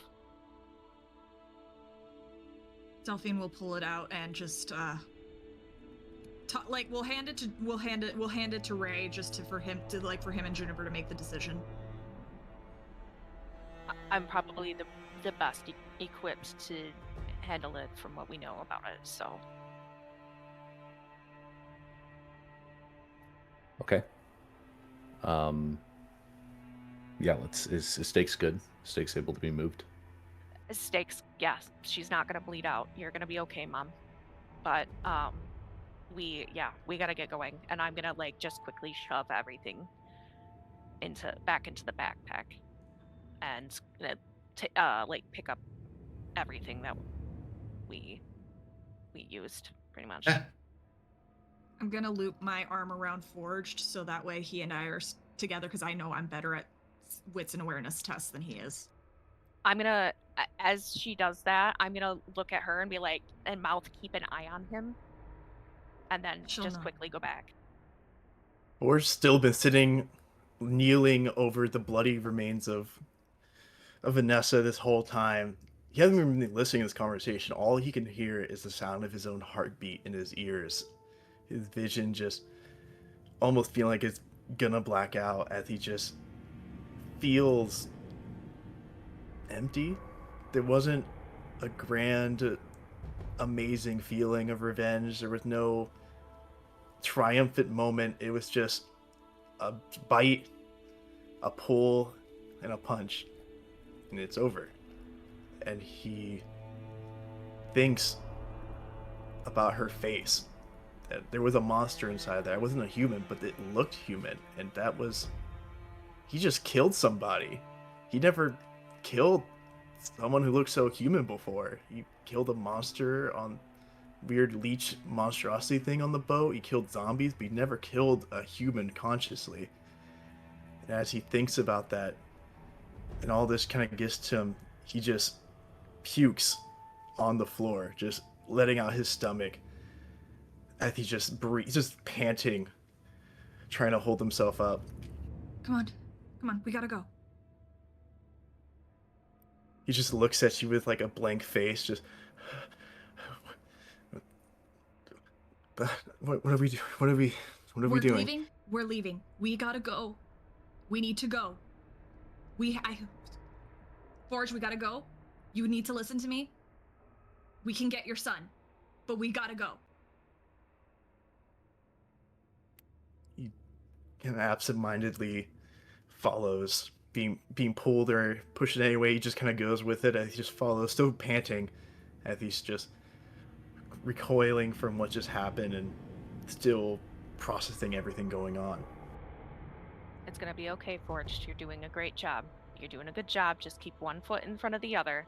And I will also aid in just getting him up and getting going as I grab the pouch of blood and look to Ray and look over at Forged, and I look down at Stakes and make sure that she's mentally well. She is whimpering very weakly, but she does lick your hand if you go to pet her or something like that. I nod down at her and I kind of give a look of sympathy, I know it hurts a lot, but I'm glad that you're okay. And I give everybody one last look before I take lead. Okay. Going through the emergency exit, you find yourself going down a staircase that leads to the outside. Only one door at the bottom of the staircase, out. Bursting through that door What you see out in the parking lot is nothing short of a massacre. There are body parts all over the place. You can see the dragon is still actively fighting. You also see on the ground a human boy, be about 15, 16 years old. Their Hamid form, dead on the ground. The ratkin known as Dodger was killed. But there are still other infected out here. They just keep coming. As you tear open the bag and start to guzzle the contents of it, as this is your only means of escape, without a long, brutal fight, roll me your stamina and resolve, or stamina and composure. I'll do that, but can I also make a request to, as we go out, pick up the boy's body along the way? Sure, Yeah, the Silent Strider in me is not going to leave in. sure. I'll allow it, Okay. depending on how this goes. Yeah. Sorry, I was so focused on that. What was the rule again? I'm sorry. Composure and stamina. Okay. It's still not a pleasant taste, even if you've had it once. It never tastes good.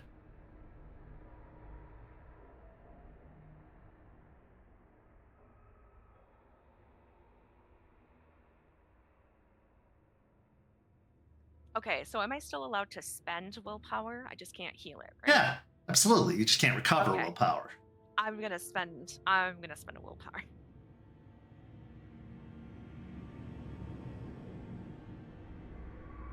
And that is 5 successes with a crit. Successes with a crit, you're able to stomach it, but roll me that d10 to see what the side effect is. I rolled a 3. Okay. As the plume of fog starts to peel off of you, Pack dashes across the parking lot. As infected try to reach for you, they come back with only burning stumps, unable to pierce the fog. Stopping to scoop up the body, you end up rushing out through the fenced gate, out along the driveway to the rendezvous point out on the street.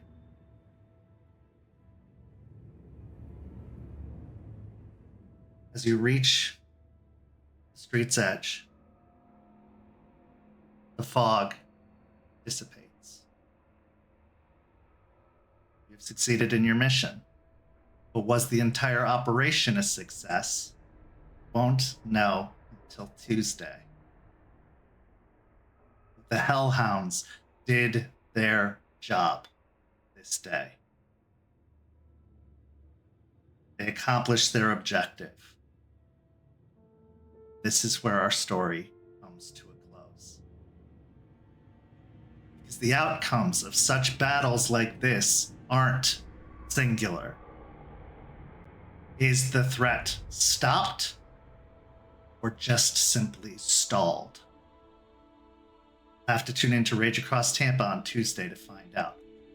But as we bring this episode to a close, we couldn't do so without one last scene. Our scene begins in a snowy forest north of Florida, the state of Vermont. As we track our way through the snow, through the trees, we see two sets of footprints, paw prints more specifically, in the snow. And as we follow behind, tracking these paw prints, as we lift up, we see two wolves. One of them, a light, almost heather brown, who seems to be excitedly running ahead and then stopping to look behind and almost kind of absently like shifting their weight back and forth on their paws as they wait for the gray one. A little bit bigger, a little bit older. Catch up. As they continue through the snow in a southerly direction, there is only one destination that remains clear. A fresh beginning, a new start, a different ideology. Tampa. This is where our story comes to a close. Thank you so much to these amazing players. Thank you to everybody who hung in with us for this entire crazy endeavor. Go follow St. Pete by Night on all of that social media you see listed down below, and come join our community by clicking on that Discord link. And make sure to tune in to Rage Across Tampa on Tuesday to see how this all shakes out. But as for Hell Hounds, we are unfortunately going on a 2-week break as this is the end of our season. But we will be back in 3 weeks for a brand new season of Hell Hounds with new faces, new stories, and new threats to behold. For this amazing cast, I'm Kent. Thank you so much for joining us, and we'll see you next time.